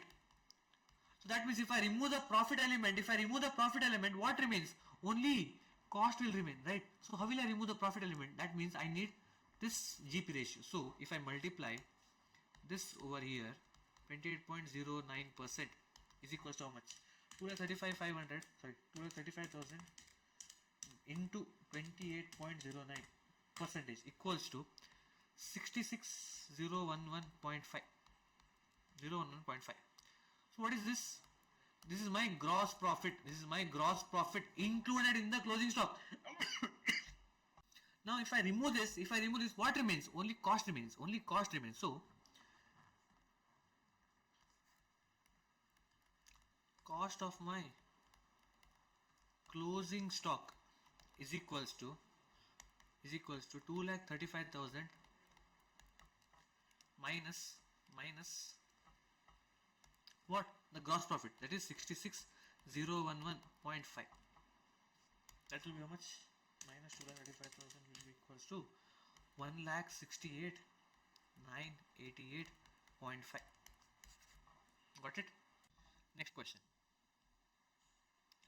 Now, inventory taking. Okay. Before going to the question, let me just explain you what is inventory taking. See, what happens is a company might have so many inventories. Okay, different kinds, different items and all. So what happens is there is a practical, impossibility to count all of the inventory in a single day. When do I need the closing stock value? I need the closing stock value on the year end, that is on 31st of March. But let us say if I start on 31st of March, I will end on what date? I will end on, let's say, 10th of April, because there are so many inventories. So now what to do? Now I need to reverse all the computations. See, from 31st of March I have started the inventory counting, but I finished on what date? 10th of April. Now during this period there will be some sales, there will be some purchases.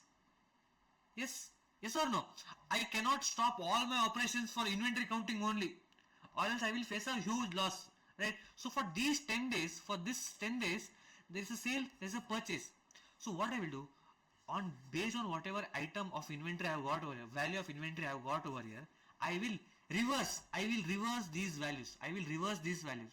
See, sales goes out, I will add it to the inventory value because I am on this date. So the question tells you the inventory value on this date and asks you find out the value on this date, because as per my financial statements, as per my trading account, I need value on this date only, not on this date, right? So what I do, depending on the inventory value given as per the question on this date, I will add back the sales. Why? Because sales goes away. So whenever sales goes, I will minus it. But here I need to go reverse. So what I will do, I will add this back. Then purchases. Whenever I purchase, I will add it. But since I am going in reverse, so what I will do, I will deduct purchases and I will find out the value of my inventory as on 31st of March. Got it? So some question will ask you the inventory value on this date. Some question will give you the inventory on this date. Right? So the question varies. Let us see. So illustration number 8. From the following particulars, ascertain the value of inventory as on 31st of March 2022. The inventory value as on 1/4/2022 is given to you, and they have asked you to find out on what? 31st of March 2022. So that means you need to go in straight away. Sida rasta. So they have given the value on what date? Inventory value on 1/4/21 and asked to find out the value on 31st of March 22. 31st of March 22. Right? So they have to go in this way. That means I will deduct my sales. I will add my purchases. Clear? I need not go in reverse in this case. Okay. Let's see. So inventory value is given to me. Purchase is given, manufacturing expense, selling expense, administrative expense and financial expense. See, these both will not be taken. Why? Because these both are taken to what? To my P&L account, because these are what? Indirect expenses. These are indirect expenses. Clear with this? So please refer the final accounts video and come over here. Please, or else you won't understand anything. So I won't go in depth into it. Then we have sales account. Okay. So at the time of valuation of inventory, on 31st of March 2021, that is before this date, right? Before this date, a sum of 17,500 was written off on a particular item, which was originally purchased for 50,000 rupees. So on an item of inventory of 50,000 rupees, we have written off 17,500. Got it? That means this inventory will be called as abnormal. Why is it written off? Because let us say this calculator, okay, this is outdated now. It is not going. So what I do, I will reduce this price. I will reduce the price of this and I will bring it to NRV. And because my NRV is lower than my cost, I will value this inventory at what? NRV only. So because of that, the value reduces, right? So this is called as abnormal item. Why do we call it abnormal? Because on this item, the gross profit will not be the same as your normal item. See, let us say on normal item, my gross profit, my GP is 25%. But on abnormal item, my GP might vary to, let's say, 10%, 5%, whatever it can be. It will not be 25%. But on normal goods, my GP will be how much? 25%, for example. Got it? This is how you need to deal with this. And the same abnormal item was sold during the year for 45,000 rupees. See, what is the profit margin over here? If I have to see, 50,000 minus 17,500 minus 17,500 is equals to how much? 500 equals to 32,500. This was sold for how much? Rupees 45,000. So how much is the profit I have made over here? So profit is equals to 12,500. So if I have to find the GP is equals to how much? Profit divided by sales into 100, right? So that will be equals to around 27.7%. This is so much odd, right? But as per the question you see over here, barring this transaction, except this transaction, the gross profit earned during the year is how much? 20% on sales. That means on my normal item I am earning a profit of 20%, the GP margin of 20%, whereas on this item how much have I earned? 27.7%. That means while computing all the steps, I need to take out this wherever it is included. I have to take out this wherever it is included. Okay, how to do that I will tell you. Look, now we'll again take the help of trading account format. See, in your textbooks they have given the statement wise format, but you can refer that also if that is easy. But if you want, you can refer this also. So, to opening stock, then two purchases, then buy sales and buy closing stock. Now, what is missing? This is missing because we don't know the value of closing stock. But do I know opening stock value? Yes, because in the question they have given us the opening stock value very clearly. Purchase is given to me. Then selling expense is given to me. So selling expense is not required because it goes to P&L. So manufacturing expense is given to me. Then sales is given to me. These items are given to me, right? Only closing stock is missing. So that I need to find out because the question wants you to find out the closing stock value. That is at cost. So I will also add manufacturing expenses to manufacturing expenses. Let's start. First of all, opening inventory value 1,42,500. 1,42,500. But as per the question, what has happened over here? As per the question, on 31st March 2021, that is previous day to the 1st April, a inventory costing rupees how much? 50,000. On that, how much have I reduced? 17,500. So now what is the value of inventory? It is 32,500. 32,500 rupees. That means this value of 32,500 is already included in this value. I need to take it out. I need to see. My intention over here is to separate normal and abnormal items. I need to bifurcate normal and abnormal. See, on abnormal, because the profit margin varies differently and it is not the same. Because of that, I will keep it aside. I will keep it complete aside. I don't want the abnormal items. I only want normal items. That's it. That's my intention over here. So from inventory, delete what? Minus abnormal item. How much is it? 50,000 minus the value written off, that is 17,500. So the value will be 32,500. So 32,500 if I remove, how much will the remaining amount be? 1,42,500 minus 32,500 rupees. That will be rupees 1,10,000 is the opening inventory value. Then purchases. What is the value of purchases? 7,62,500 rupees. So anything purchase, does purchases have anything which has abnormal item? No, because this purchase was done when? In the previous financial year. In the previous financial year, not in this financial year. So it is an abnormal item for the previous financial year. So do not include it. For this year I have purchased how much? 7,62,500. So 7,62,500 rupees over here. Then manufacturing expenses, rupees 1,50,000. Rupees 1,50,000 rupees.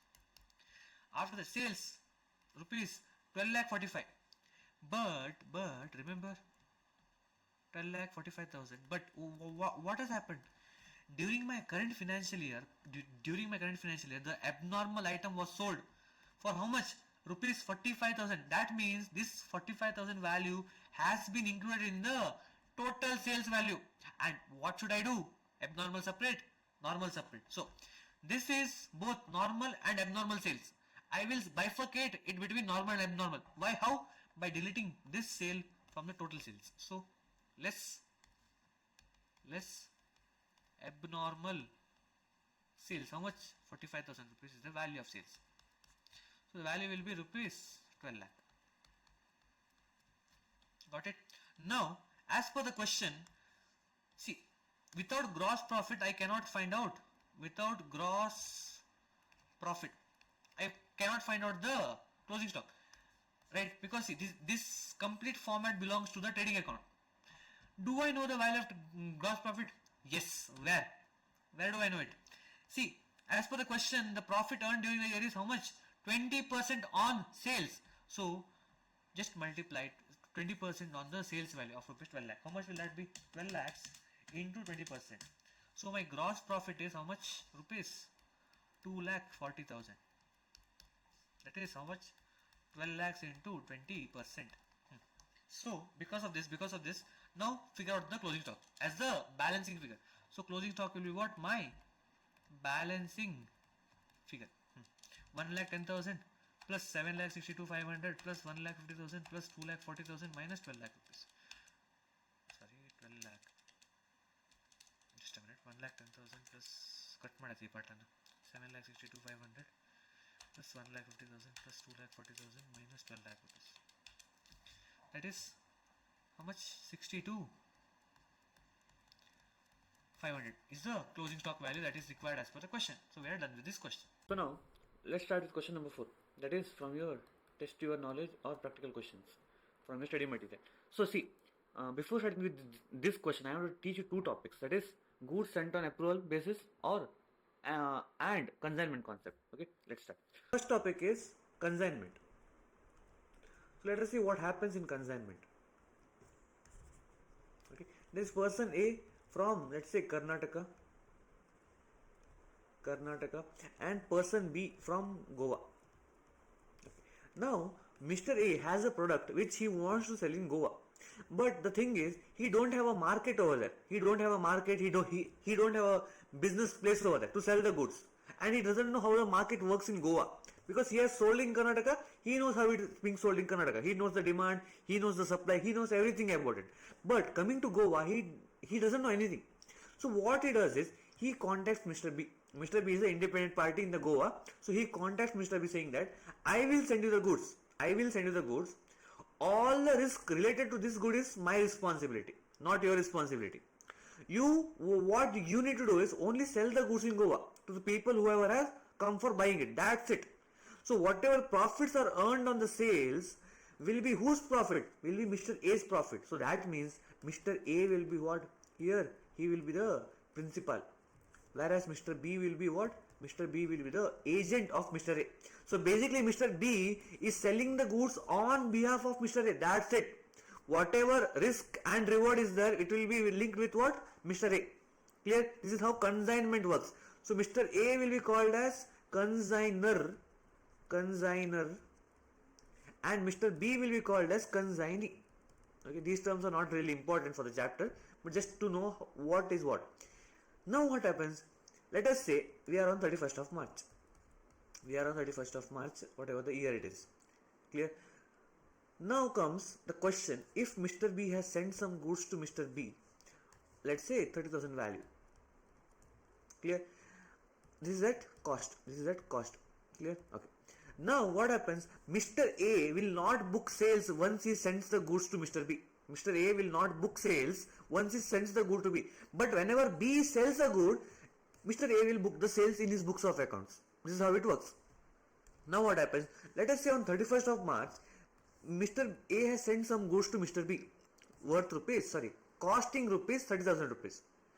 Now comes the question, see, today on 31st of March, if Mr. A goes to his godown, counts all the inventories physically, and then gets a count of all the stock, will this stock be included over there? Will be included in this value? No. Why? Because the stock is lying with whom? With Mr. B in Goa. In Goa it is lying with Mr. B, right? So because of that, see what happens is, in the books of accounts we need to make some adjustments.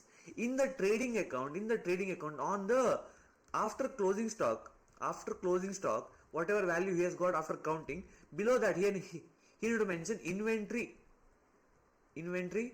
on consignment, inventory sent on consignment. This is what he need to mention over here, because at the end of the day, whatever goods are there, it is whose good? Mr. A's good, not Mr. B's good. Mr. B is only acting as an agent of mine in Goa, right? Because I don't have a business place over there, Mr. B is acting only as an agent of mine.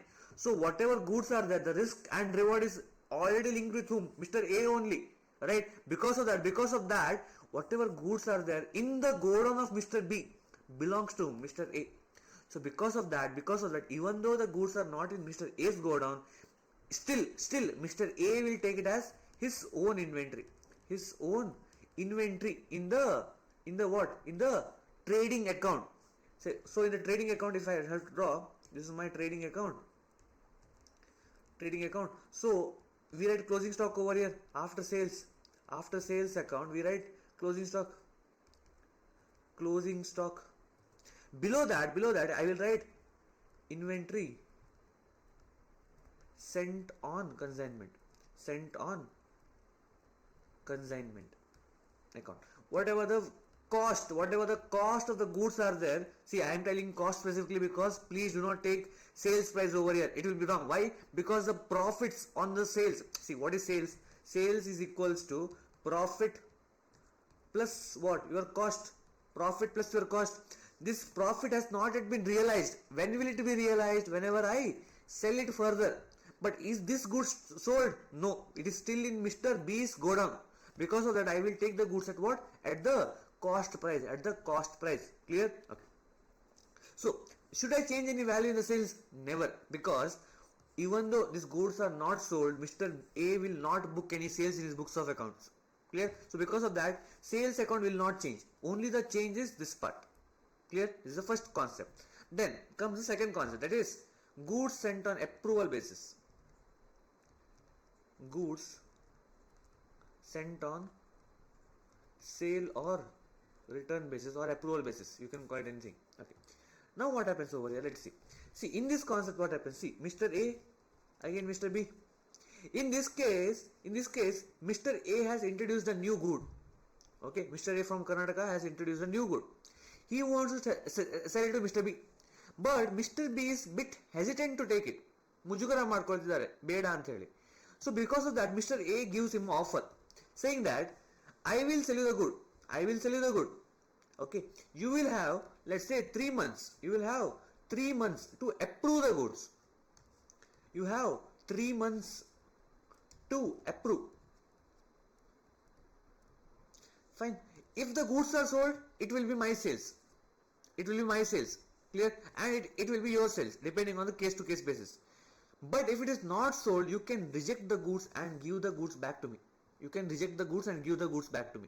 See, in my consignment, what used to happen? Whatever sales was done by B, it was not Mr. B's sales. It was only Mr. A's sale.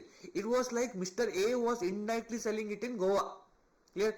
Through Mr. B, he was indirectly selling it in Goa. But in this case, whatever goods are sold by Mr. A, it will be sold to Mr. B. If Mr. B sells it further, it will be Mr. B's sales also. Clear? Mr. A will sell it at so much money, Mr. B will sell it so much money. For example, let's take some amounts.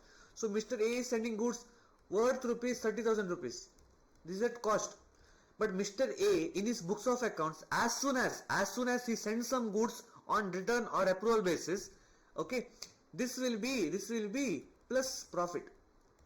This will be plus profit. Let's say 5,000 rupees was the profit amount, is equals to 35,000. So on the date of sending the goods to Mr. B, what Mr. A will do? He will pass one entry. That is what? Customer account debited. Customer's account debited to sales account. Assuming that Mr. B will approve the goods. Mr. B will approve the goods within 3 months. Clear? What is the value that he will pass? He will pass 35,000 rupees.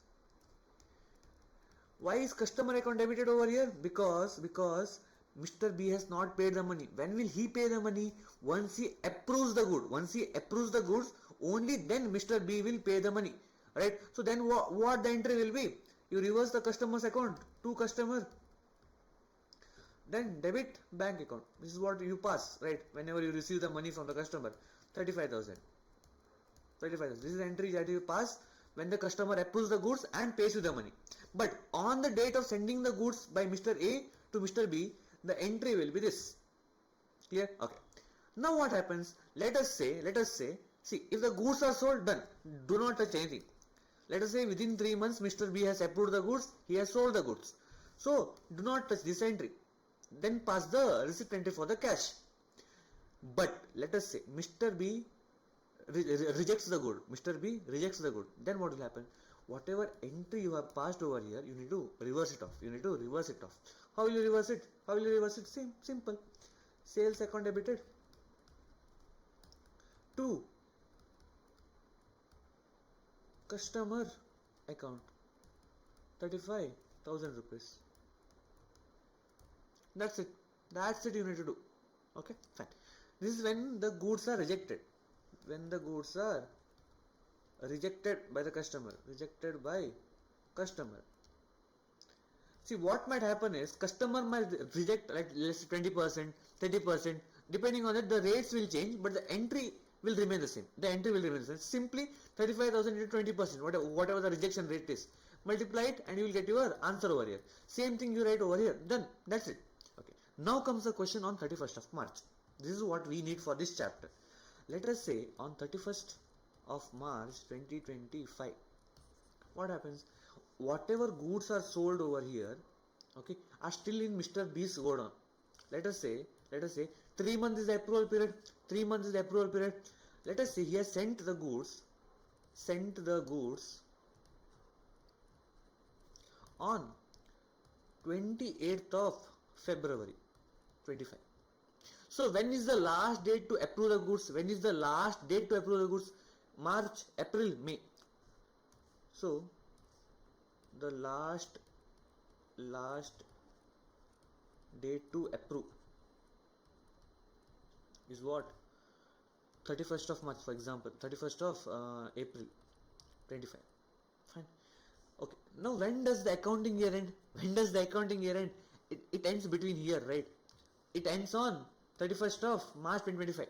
That means on this date, the goods are where?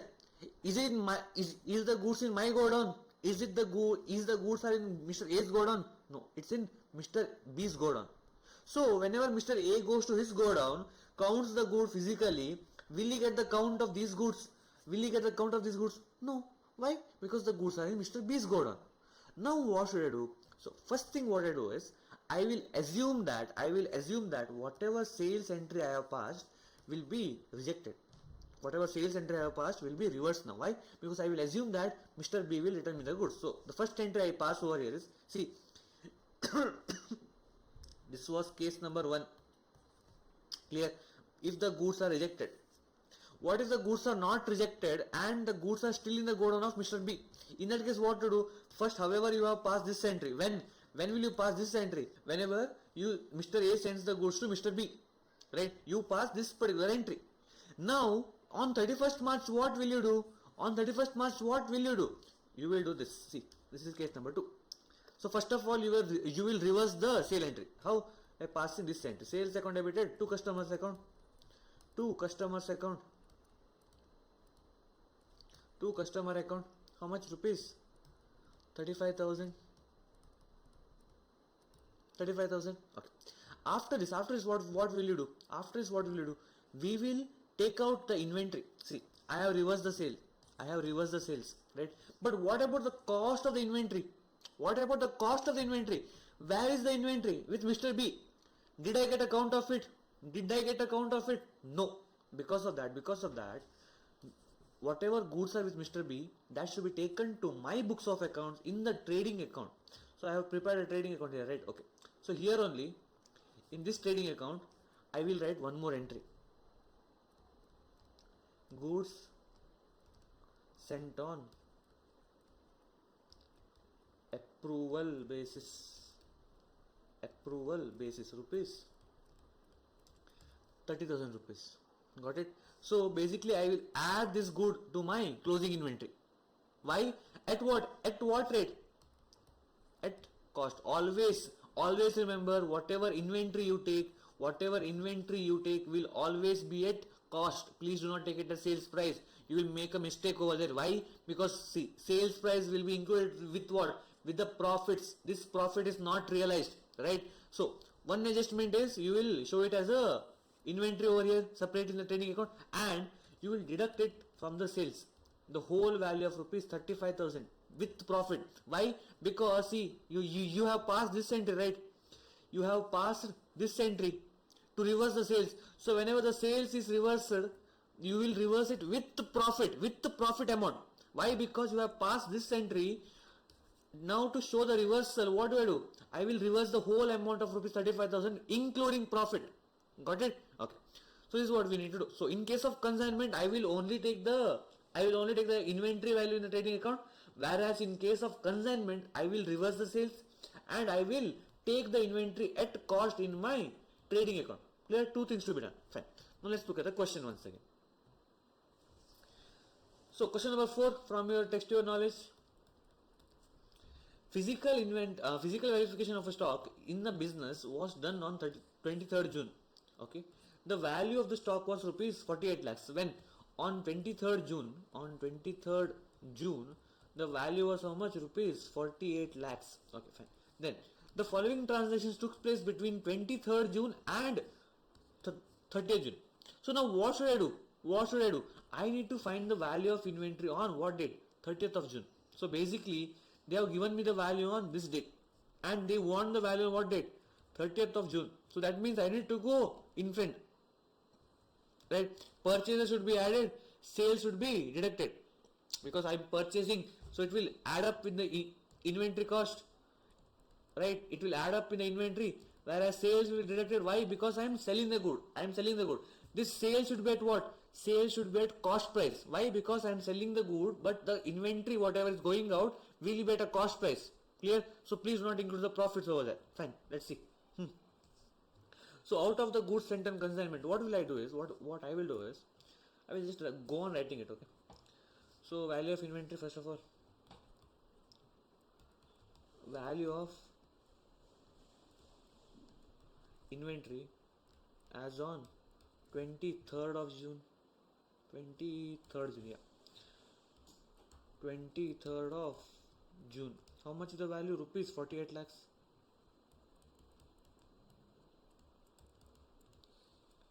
Rupees 48 lakhs, fine. Then after this, out of the goods sent on consignment. Okay, now comes the consignment concept. So out of the goods sent on consignment, goods at cost worth rupees 2,40,000 were unsold. So what is happening over here? Goods cost, not at the sales price, goods costing rupees 2,40,000 has been unsold. That means who has this? Consignee, the person to whom I have sent the goods. These goods are in his godown. So because of that, should I add this to the closing inventory or should I deduct this from the closing inventory? See, tell me this, will this good be included over here? No. Why? Because while physically checking the good, while doing the physical verification, where the goods will be? In customer's godown, in the person's godown, the consignee's godown. Right? Because of that, I need to add the value over here now. Add goods sent on consignment. Rupees how much? At cost, right? At cost. Whatever the goods value is given to is what is? Whatever the goods are sent, it is at cost. So because of that, I can simply take 2,40,000 over here. Rupees 2,40,000. Done? Okay, next. Purchases of rupees 4 lakh were made, out of which 1,60,000 were delivered on 5th of July. So now what has happened? Between these dates, between 23rd June and 30th June, we have made some purchases. So we need to add purchases, that we know, because I am purchasing, it will increase the value of my closing stock, right? So this purchase was made for rupees 4 lakh, but in this case what has happened? Goods worth rupees 1,60,000 were in transit. So what we do over here is, whatever goods are sent on consignment, I take purchases over here for how much ever goods are received. How much is that? Rupees 4 lakh. 4 lakh. Okay, and then over here I will write goods in transit. This will be added to the closing stock. How much is the value? Rupees 1,60,000. So same adjustment I need to do over here now. So what I will do is add purchases. How much is the purchases? Actual purchases rupees 4 lakh, but out of 4 lakh, how much have I received in the stock? See, this is only the closing stock adjustment. Okay, the main purpose over here is to find the value of closing stock. Because of that only I am thinking from the perspective of what? Closing stock. Remember this. Okay, so now out of 4 lakh, how much did I receive? So to find that, 4 lakh minus 1,60,000 if I do, I will get 2,40,000. That means 2,40,000 is the purchases that is received. So 2,40,000 rupees, 2,40,000 worth of goods are actually received. Remaining 1,60,000 is what? In transit. So what will I do this? This will also be added to the closing stock value. Why? Because if I go to the godown today physically and verify the goods 1, 2, 3, 4, 5, will I get this good? No. Why? Because it is in transit. It is coming on the truck now. What do you mean by transit? It is coming on the way, right? It will take some time to deliver to my godown. So it is in transit. Because of that, it will also be added to the value of closing stock. So goods in the transit. Rupees how much? Rupees 1,60,000. Rupees 1,60,000. Okay, fine. Next. Sales were rupees 13,60,000, which includes goods worth rupees 3,20,000 sent on approval. Half of these goods were returned before 30th of June. Now what has happened over here? See, first of all, there are two things to be done, right? I should reverse the sales. I should take the cost of the inventory sent on approval in what? In cost, at cost. Now, first thing, I will add cost of goods sent on approval.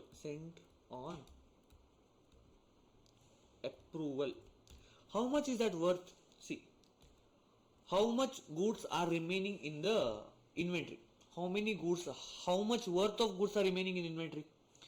If you see the question properly, sales was 13,60,000 rupees, 60,000. So out of that, 3,20,000 were sent on approval. But out of this 3,20,000, what has happened? Two things have happened. Half of these goods were returned before 30th of June. So now what has happened?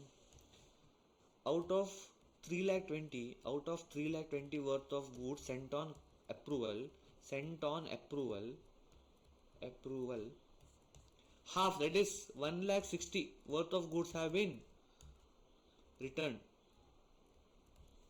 right? Whereas remaining 1,60,000 worth of goods is what? This is yet to be confirmed, yet to be approved. Okay, okay. So now what I will do? See, first of all, out of this 3 lakh 20, out of this 3 lakh 20, I will reverse 1 lakh 60. Why? Because it is reversed. It is returned to me. It is rejected by the customer. So because of that, I will reverse this from the total sales value. One thing. Second thing, whatever goods I have over here, this will be taken at what? Taken at what? Cost. Because this is at what? Sales price. This is at sales price. Now I need to take out the cost. How can I find it out? Let's see. In the question, I think at the end, goods are sold at cost plus 25%. Cost plus 25%. But I only have what? I only have sales price over here. I only have sales price over here. But I need cost. But I can find out the value of gross profit margin depending on sales. Let's see how. So again, 100, what is this? My cost. On that, how much is the profit margin? 25% it seems, right? So this is my gross profit. How much will the total sales price be? Rupees 125. This is what? My sales price. Now, as per the question, they have given me the sales price. So I will keep sales as 100. And I need to find out the gross profit and the cost, right? So what I will do is, I will cross multiply. How? So how much will that be? 100 into 25 divided by 125. How much will this be? 20. Then again, 100 into cost. I just erase this. Okay. Now again, next. 100 into 100 divided by 125. How much will that be? It will be 80 because, just a minute. So 100, 125. So 100 into 100 divided by 125 equals to 80. 80. So 80 plus 20 will equals to be 100. Okay. So that means if it is 25% on cost, 20% on sales. Got it? So now cost of the inventory will be equals to cost of inventory. That is that needs to be reversed over here because it is yet to be approved. I should take it to my inventory. I should take it to my inventory at what rate? At cost. So because of that, cost of inventory is equals to how much? Rupees 1,60,000. Rupees 1,60,000 into what? Into 20%. Into 20%. Sir, how did you get 20%? 20% of sales price. So equals to 1,60,000 into 20%. That is 32,000 over here. See, what did I do over here? Nothing big thing. Cross multiplication. You might have learned it in your 7th or 8th standard. So same cross multiplication I have done over here. Clear? Okay. So that means what is the cost of my inventory? Rupees 1,60,000 into 20%. That is 32,000 rupees. So wait, this is what? This is my profit margin, right? I need cost value. So I have got what? 32,000 as my profit. So minus 1,60,000. So total cost will be 1,60,000 rupees minus 32,000 rupees. 32 is what? My profit margin. Remember? So how much will that be? Rupees 1,28,000.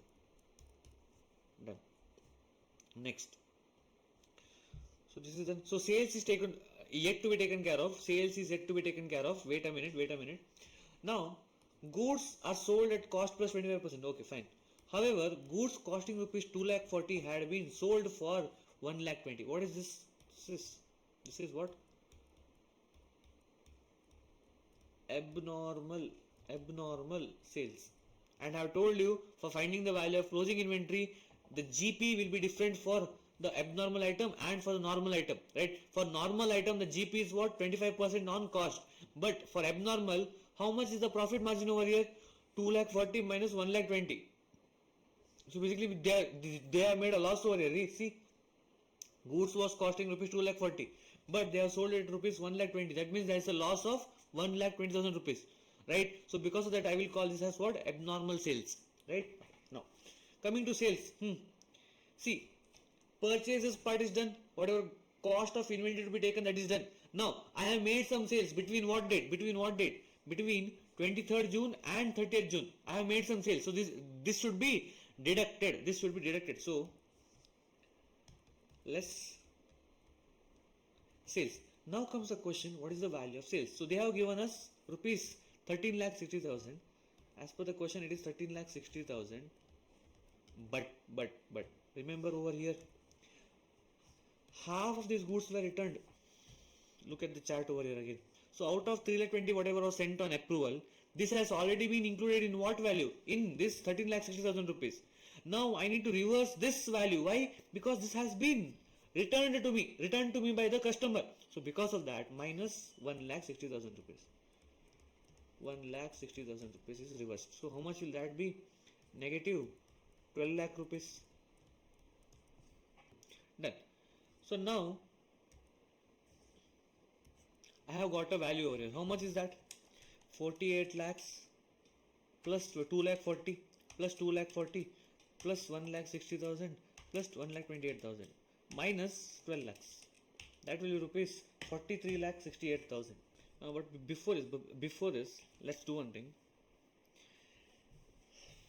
Let's compute the gross profit. So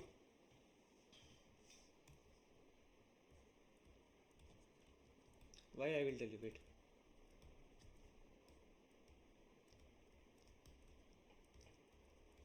Computation of gross profit. So sales is how much? See, we have been given with the sales value. Yes, we have been given with the sales value, and we have given what? The profit margin also. So can I find out the gross profit margin? Yes, I can find out the gross profit. So from sales I need to remove what? I need to remove out the gross profit, right? From the sales value I should take out the, see, if you see, this is at cost, this is at cost, cost, everything is at cost, but this figure is at what? At sales price, because this is the sales value. So if I take out the gross profit margin from the sales value, what will remain? Only the cost of the sales, cost of goods sold will remain. So I can find out the value of closing stock from that easily. So now, how much is the sales value? How much is the sales value? Rupees 13,60,000. But minus what? Minus what? Minus goods returned. How much is that? How much is that? Rupees 1,60,000. And from this also, what has happened over here? What has happened over here? See, some of the goods were sold on abnormal basis, right? 2,40,000 worth of goods have been sold on for rupees 1,20,000. So this is abnormal sales. So I will take out this also separately. So less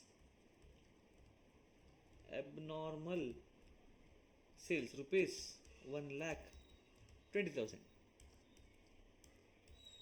So how much remains as the value of total sales? Rupees 13,60,000 minus 1,60,000 minus rupees 1,20,000. That is rupees 10,80,000 is the new revised sales value.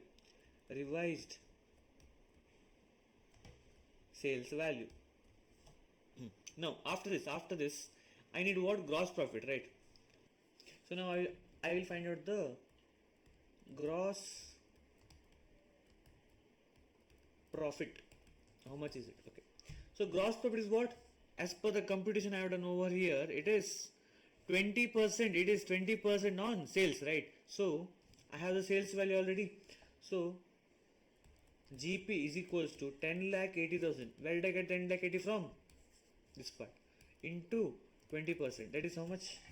10,80,000 into 20%. So it is 2,16,000. But remember over here, what has happened? This good was sold at rupees 1,20,000. How much is the loss over here? Abnormal loss. Rupees 2,40,000 minus rupees 1,20,000. How much is it? 1,20,000 rupees. This is the abnormal loss. So this has already been included over here. So less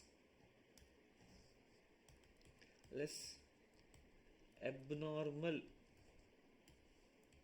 loss is equals to rupees 1,20,000 rupees. So how much is the net profit remaining? Minus 1,25,000 do that will be rupees 96,000 is the gross profit on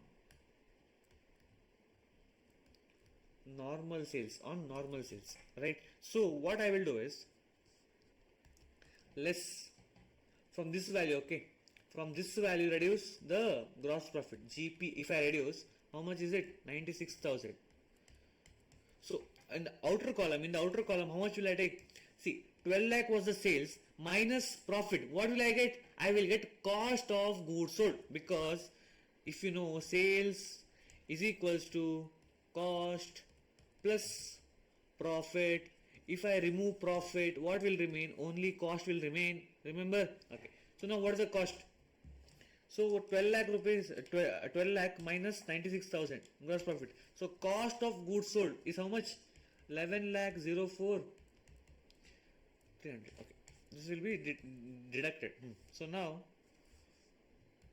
add all this minus this value. So 48 lakhs plus 2 lakh 40,000 plus 2 lakh 40,000 minus, sorry, plus 1 lakh 60,000 plus 1 lakh 28,000 minus 11 lakh 04,000 equals to 44 lakh 64,000. So the answer is 44 lakh 64,000. What is this? This is cost of inventory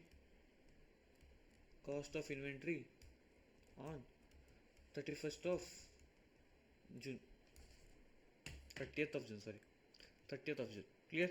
This is how you solve it. Okay, next. See, this question is too big. This looks too big, okay? But what we will do is we will simplify this. Let's see how. So first of all, what I will do is I will draw a format of trading account. This is a very simple question. I will tell you why. So opening stock, then we have purchases, and on this side we have sales. Then what else? Let's take sales at cost. Okay, sales at cost. It will be better rather than taking the GP over here. Take sales at cost only. Simple. So then we have closing stock. Now let's look at the question, and what we will do is we will compute each of the values separately. Okay, each of the values you compute separately, then take all of them to the trading account one by one, and we will find the value of closing stock separately. Let's see how to do. But one more twist over here. Okay, look at the question, you will come to know. So illustration number 10 from your study material. Inventory taking for the year ended 31st March 2022 was completed on 10th of April 2022. So what has happened over here? Inventory taking was completed on what date? 10th of April. But when do I need the value of closing stock? As per the question, on 31st of March. That means we need to go in reverse. So the question talks about 1st April 2022. Sorry, 10th of April 2022. So we started on 31st March, but we ended on what date? We ended on this date. Right? So we need the inventory value on what date? On 31st of March 2022. So I need to go in reverse because the value is given over here. So I need to go in reverse now. So what I will do? I will add back the sales. I will deduct the purchases that has happened between this date. From this date, that space, whatever is that, from 1st of April till 10th of April, whatever sales or purchases have happened, I will go in reverse now. Right? See, in the previous question, it was what? From 23rd of June to 30th of June. Right? We have to go straight. Less sales, add purchases. But now we are going in reverse order. So, whatever sales have happened, we will add back. Whatever purchases have happened, we will minus. Done? Let's see. Inventory taking was done on so and so date, completed on 10th of April. The valuation of which showed an inventory figure of what? 16,75,000. So basically they have given you the closing stock value. Why am I taking it closing stock? Because closing stock at the rate or on what date? On 10th 10th of April 2022. This is opening stock at what date? At 31st of March 2022. So I'm just changing out the figures over here. That's it.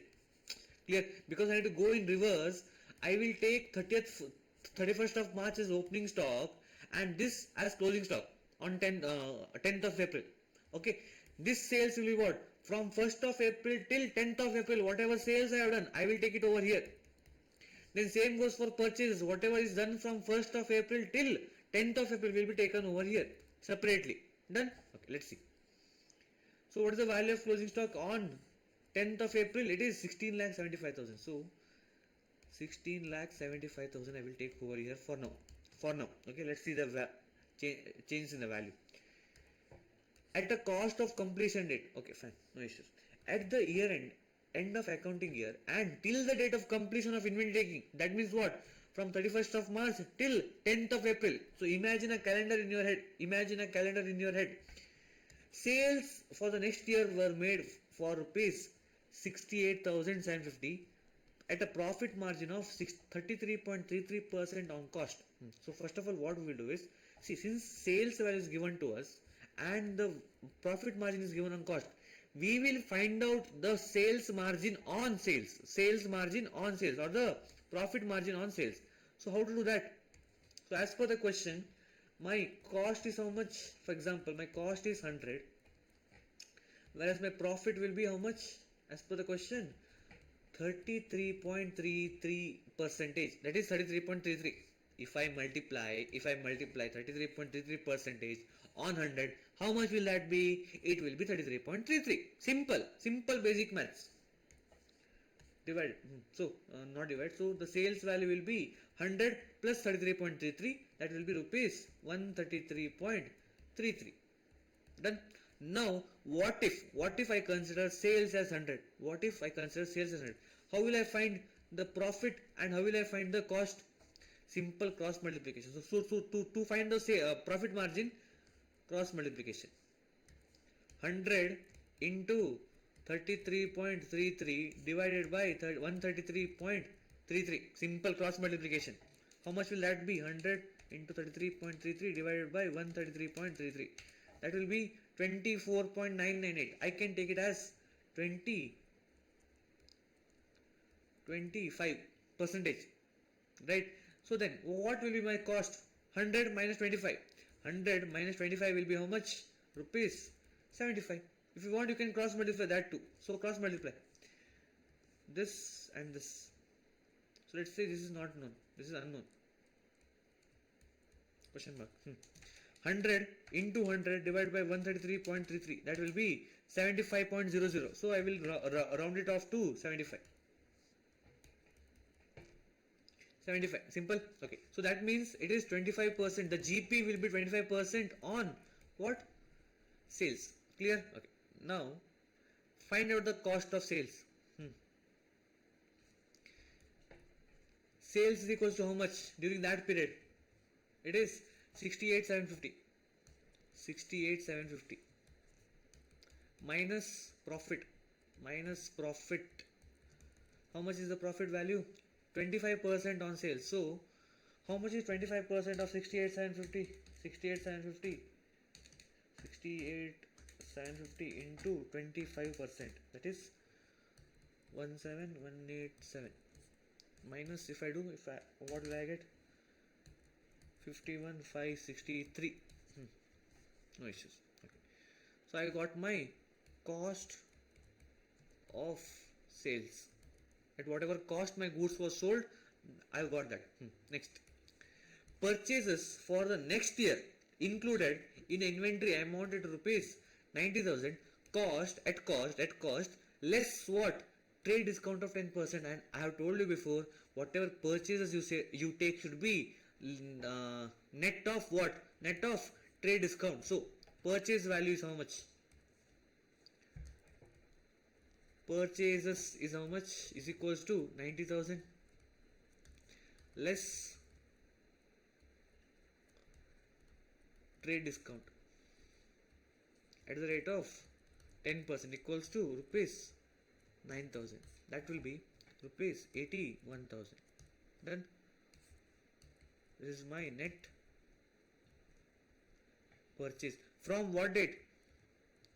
From 31st of March till 10th of April. Clear? Next, let's see what has happened. So, purchase is done, this is done, this is done. Okay. During this period, the goods were added to the inventory at a markup of 3,000. Markup, what does markup mean? Markup basically means cost plus profit. Markup basically means cost plus profit. What is markup? Up means I have added profit margin over here. Remember, this is not at cost. This is at sales price.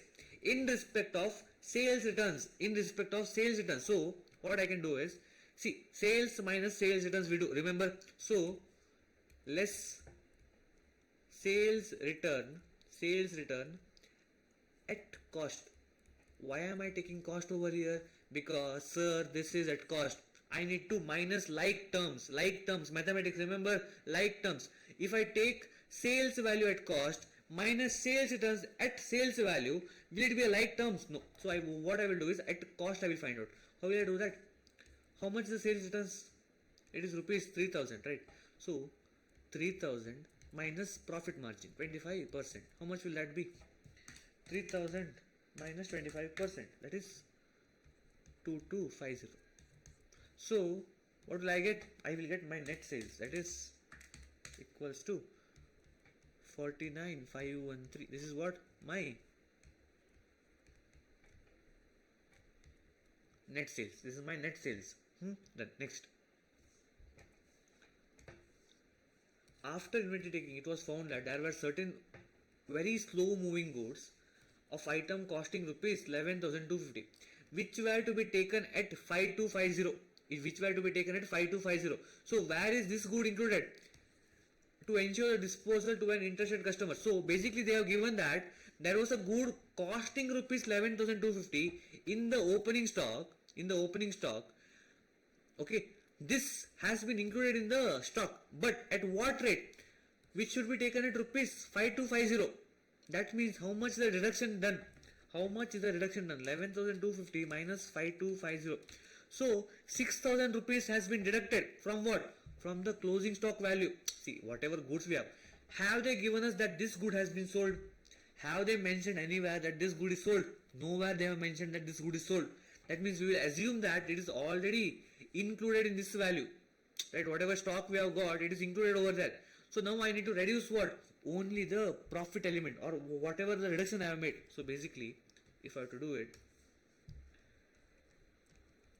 closing stock on 10th of April is how much? Rupees 16,75,000 as per the question. Less whatever abnormal stock we have, it is included over here, right? It is included over here in this part only. So I will deduct only the reduction so as to show it over here. So less reduction in slow moving goods. How much is that? Rupees 6,000. How did I get 6,000? Rupees 11,250 minus 5,250. Done? Okay. Next. See, in simple terms, what I have done over here is, whatever it was included over here, I have reduced the whatever the profit margin was reduced, right? Whatever the loss on the stock is there, not because of sale, because of the reduction in the value, that I have reduced over here to show it at cost. Whatever the new cost is, that is the net realizable value. Next. Due to heavy flood, certain goods costing rupees 15,500 were received from the supplier beyond the delivery date of the customer. So I have received some goods lately which was to be given to the customer. As a result, the customer refused to take the delivery and the net realizable value of the goods was rupees 12,500. Again, inventories are always valued what? Inventories are always valued at cost or net realizable value. In this case, the net realizable value is how much? Rupees 12,500. What is the cost? cost is 15,500. So what should be the new cost of the value? Or what is the new cost? What is the new cost to be taken to the trading account? Idiot. It is rupees 12,500. Right? So now I need to reduce the value of the stock. Right? Because it is already included over here. It is already included over here. Now to reduce it, how much is reduced? From 15,500 to 12,500. How much is it? Less loss on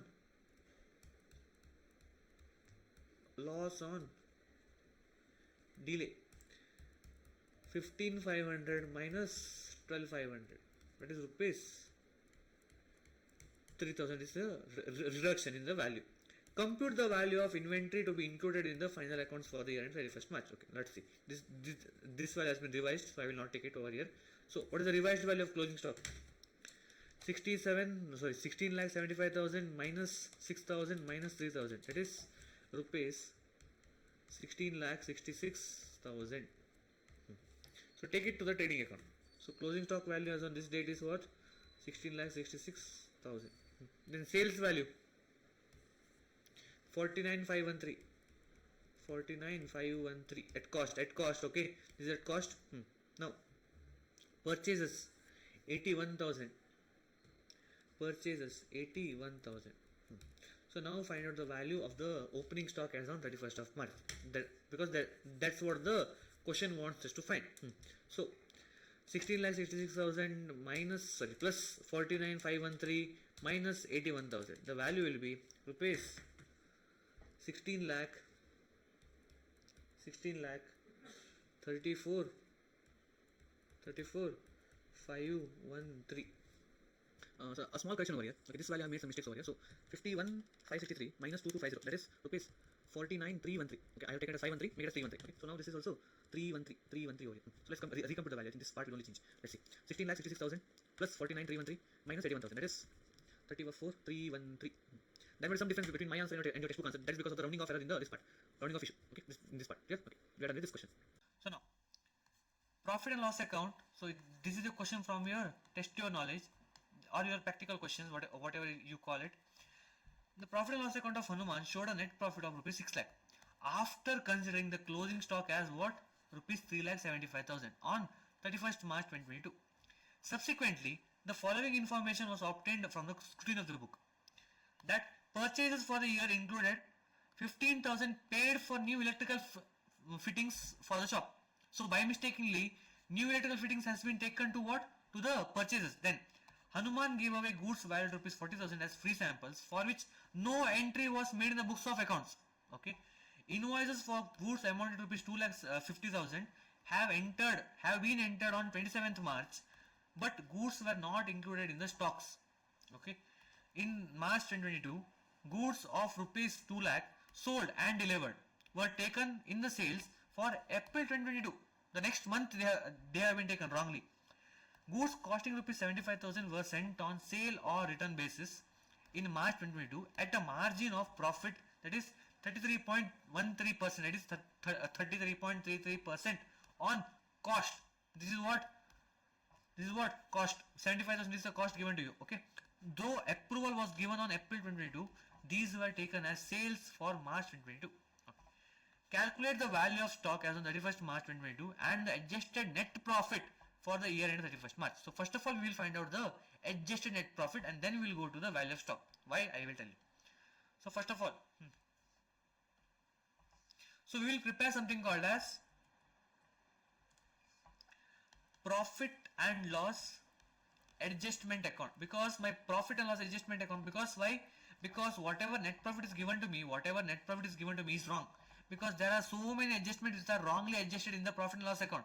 Because of that my profit is understated or overstated depending on the case to case basis. Let's see. So P&L adjustment account, a simple format, that is debit and credit or a simple statement format. Okay, so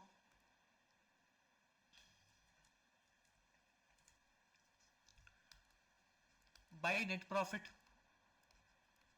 always the net profit comes on the credit side, right? Not the closing balance. The opening balance of net profit comes on the credit side. Then how much is the opening balance? Rupees 6 lakh.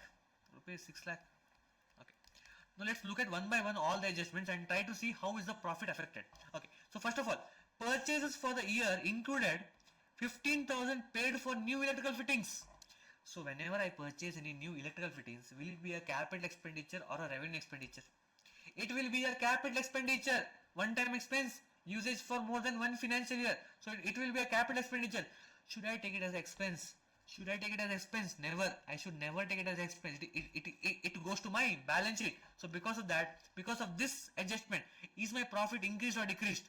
Because of this wrong adjustment, is my profit increased or decreased? It is decreased because I have wrongly shown this as purchase, and purchases will reduce my profit, right? So now I need to reverse this. I need to increase my profit. So to increase the profit, buy electrical fittings, how much? Rupees 15,000. Let me change the ink for now. Okay. Next, Hanuman gave away goods valued rupees 40,000 as free samples, for which no entry was made in the books of accounts. So tell me, whenever I give some free samples away, what is it considered as? It is considered as advertisement cost. And advertisement cost will increase the profit or decrease the profit? It will decrease the profit. But as per this question, is it taken to the books of accounts? No, because no entry was made, so my profit has not been affected because of this entry. So now I need to make some effect. So how will I affect this? I will reduce the profit. How will I reduce the profit? By passing the entry on the other side. So to advertisement expense, how much is the value? Rupees 40,000. After this, invoices for the goods amounting to rupees 2,50,000 have been entered on 27th March, but the goods were not included in the stock. So I have passed the entry, but these were not included in the stock. See, whenever closing stock is understated, I show less closing stock, my profit will reduce. Clear? My profit will reduce. Why? See, if I have to see over here, if the closing stock value reduces, my profit will reduce, because these both are on different ends, right? These both are on different ends. But if this increases, my profit will also increase. In simple terms, if you want, you can just try it out. Just change this figure to something else. Change this figure to, let's say, 50,000, and see that this value will also reduce. This is how it works. This is how the whole ledger works. If this reduces, this will also reduce. If this increases, this will also increase. Clear? Okay. Now go back. So now because of that, this invoice, whatever I have done, I have not included it in the stock. So invoice was done, but the goods were not included in the stock. So what effect does it have? That means this purchase has not been taken into consideration. If I have taken into consideration, profit will increase, right? This is not taken into consideration.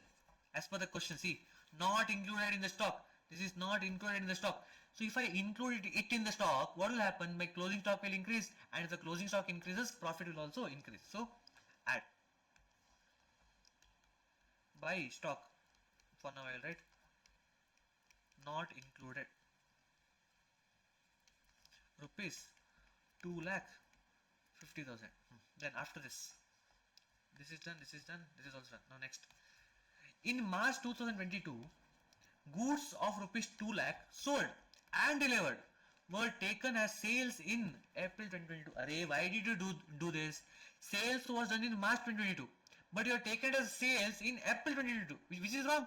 That means when my sales decreases, profit decreases, right? So I have wrongly shown my sales of March month in April month. So to reverse this, what should I do? I should increase the value of sales, and whenever sales value increases, again go back to the same part. When sales increases, my gross profit will also increase. Clear? So when sales increases, gross profit will also increase. When sales decreases, gross profit will also decrease. Clear? Okay.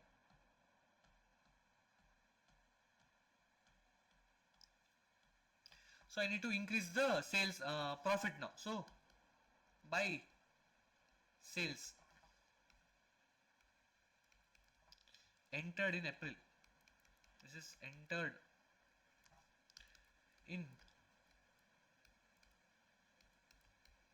April 2022. How much is the value of sales entered in 2022? rupees 2 lakh. Now the last one, I want your attention clearly over here.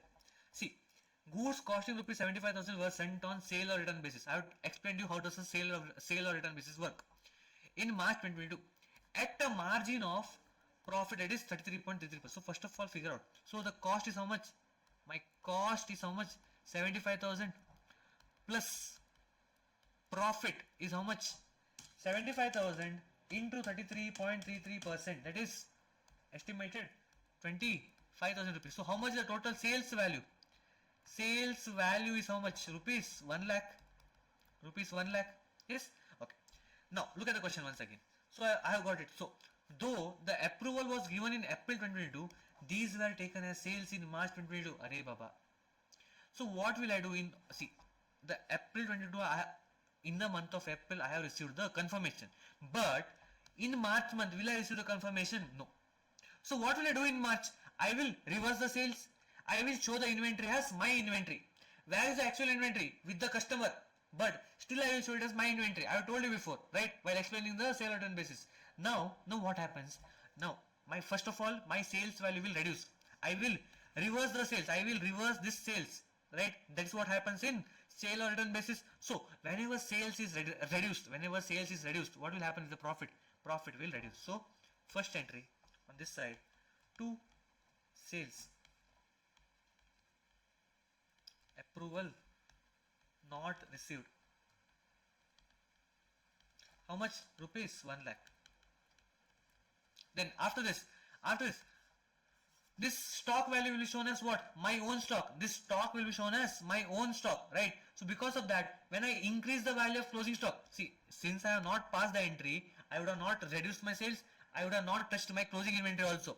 But since I am showing it now, I'm rectifying all the errors, I will show this as what? My inventory. That means my closing inventory value will increase. And whenever closing inventory value increases, profit will also increase. I have told you before, right? So profit will increase. So buy stock, approval not received. At what rate I will take? I will take the inventory at cost. I will always take the inventory at cost. So rupees 75,000. Now find out the revised profit amount. What is the revised profit amount? So here one more thing I need to mention over here is, see, this part I forgot to mention one entry. So pass the entry for this. See, since no entry was made in the books of accounts, what entry would have passed? The entry would have been advertisement expense account debited to what? To purchases. To purchases. Remember the logic over here. Since I cannot show it as a sales, but I will show it as a reduction in the purchases. Clear? Okay. Now, see, this advertisement expense is what? Is an expense. This will reduce my profit. See, it was not entered in the books of accounts. Entry ne madilla. Howda? So because of that, this I have passed now. Right? I have passed it over here to reduce the value of my profit. But what about second adjustment? That is, purchases account has been reduced. Whenever purchases is reduced, profit will increase. So therefore, buy samples. I just forgot to mention this part. Clear? Okay. So rupees 40,000 rupees. The same value, because I passed the entry for the same values, right? 40,000 and 40,000. The entry. This will reduce the profit, whereas this will again increase the profit, because purchases, whenever I credit the account, whenever I credit the purchase account, it is a decrease in the expenses, and whenever expenses decreases, profit will what?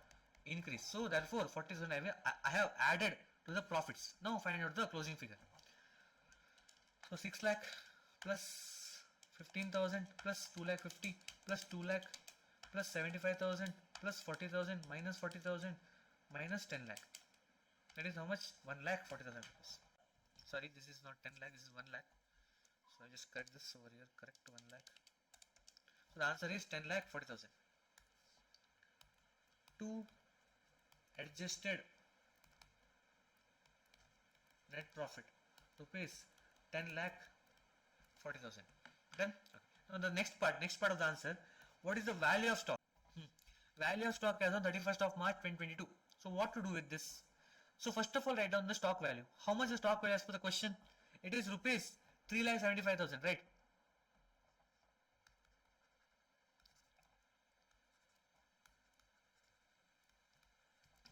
Value of closing stock,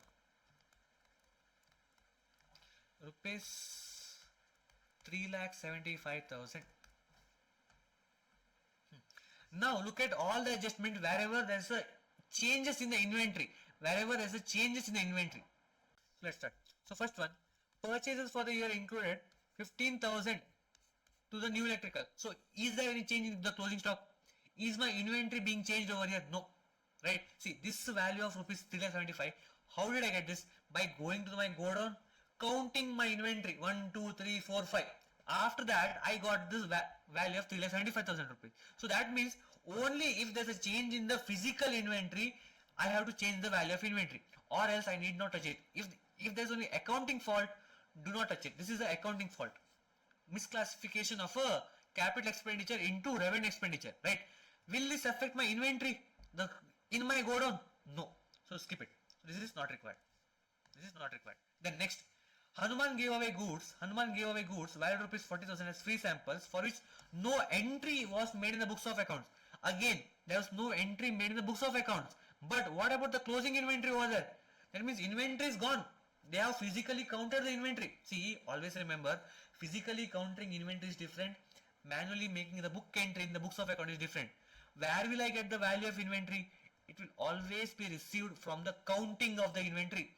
I will go to my godown at the year end, go there and count the inventories. By that I will get the value of rupees 375. But here this is affecting what? Only my profit amounts. Only my profit amounts. Clear? Okay. So 40,000 rupees is affecting what? Only my accounting entry and not my closing stock. So skip this also.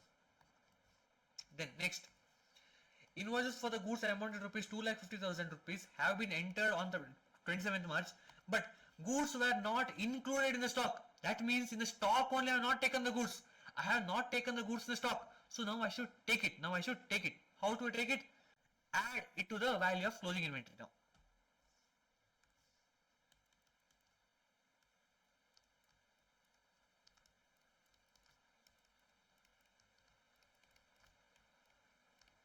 Rupees how much? Rupees 2,50,000 rupees. Okay, next. Then in March, goods worth rupees 2 lakh sold and delivered were taken as sales in the April month. So again, over here, what is the issue? Accounting issue, right? For March month, I should have passed the entry in the books of accounts. But when did I pass the entry? Next month, that is April 2022, I have passed the entry. Is there any change in my closing inventory, the physical stocks? No, there is no change. Then goods cost rupees 75,000 were sent on sales return basis at a margin so and so. Though the approval was received in April, these were taken as sales in March. So what have I done? I have not reversed the entry only. But tell me this, whenever I give the goods on sale or return basis, will the good be available in my closing stock? Will the good be there in my godown? No. Where will it be? It will be in the customer's godown. So because of this issue, actually, in reality, what should I do with the closing stock with the customer? I should treat it as my own stock. Why? Because approval is not received, sir. So that inventory will be my inventory. But here what have I done? Even though the approval is received in the next month, I have not made any entry in the books of accounts. So that means what? This value of rupees 75,000 goods costing rupees 75,000 has not been taken as a closing stock. Why? Because while going to the godown and counting the inventory, will it be in the godown? No, it will be the customer. But as per my accounting book, what should I do? I should take it as my own inventory. I should add it to the value of closing inventory, which I have not done. So I will do it now. So add goods with customer. Rupees how much? Costing. So cost rupees 75,000. So how much is the new revised inventory value? 3,75,000 plus 2,50,000 plus 75,000 equals to rupees 7 lakh. Just a minute. I think I made some mistake over here. 3.75 plus 2.5 plus 0.75. 7 lakh. Okay, fine. 7 lakh is the value. Sorry. 7 lakh is the revised value of my closing inventory. Done. So we are done with all the questions in the inventory chapter. So just go through all the questions. All the questions are like revolving around consignment and sale or return basis. So once, like, get a grip of the concept. Once you get the grip of the concept, you can easily solve whatever question comes towards you. Done. Okay. Thank you.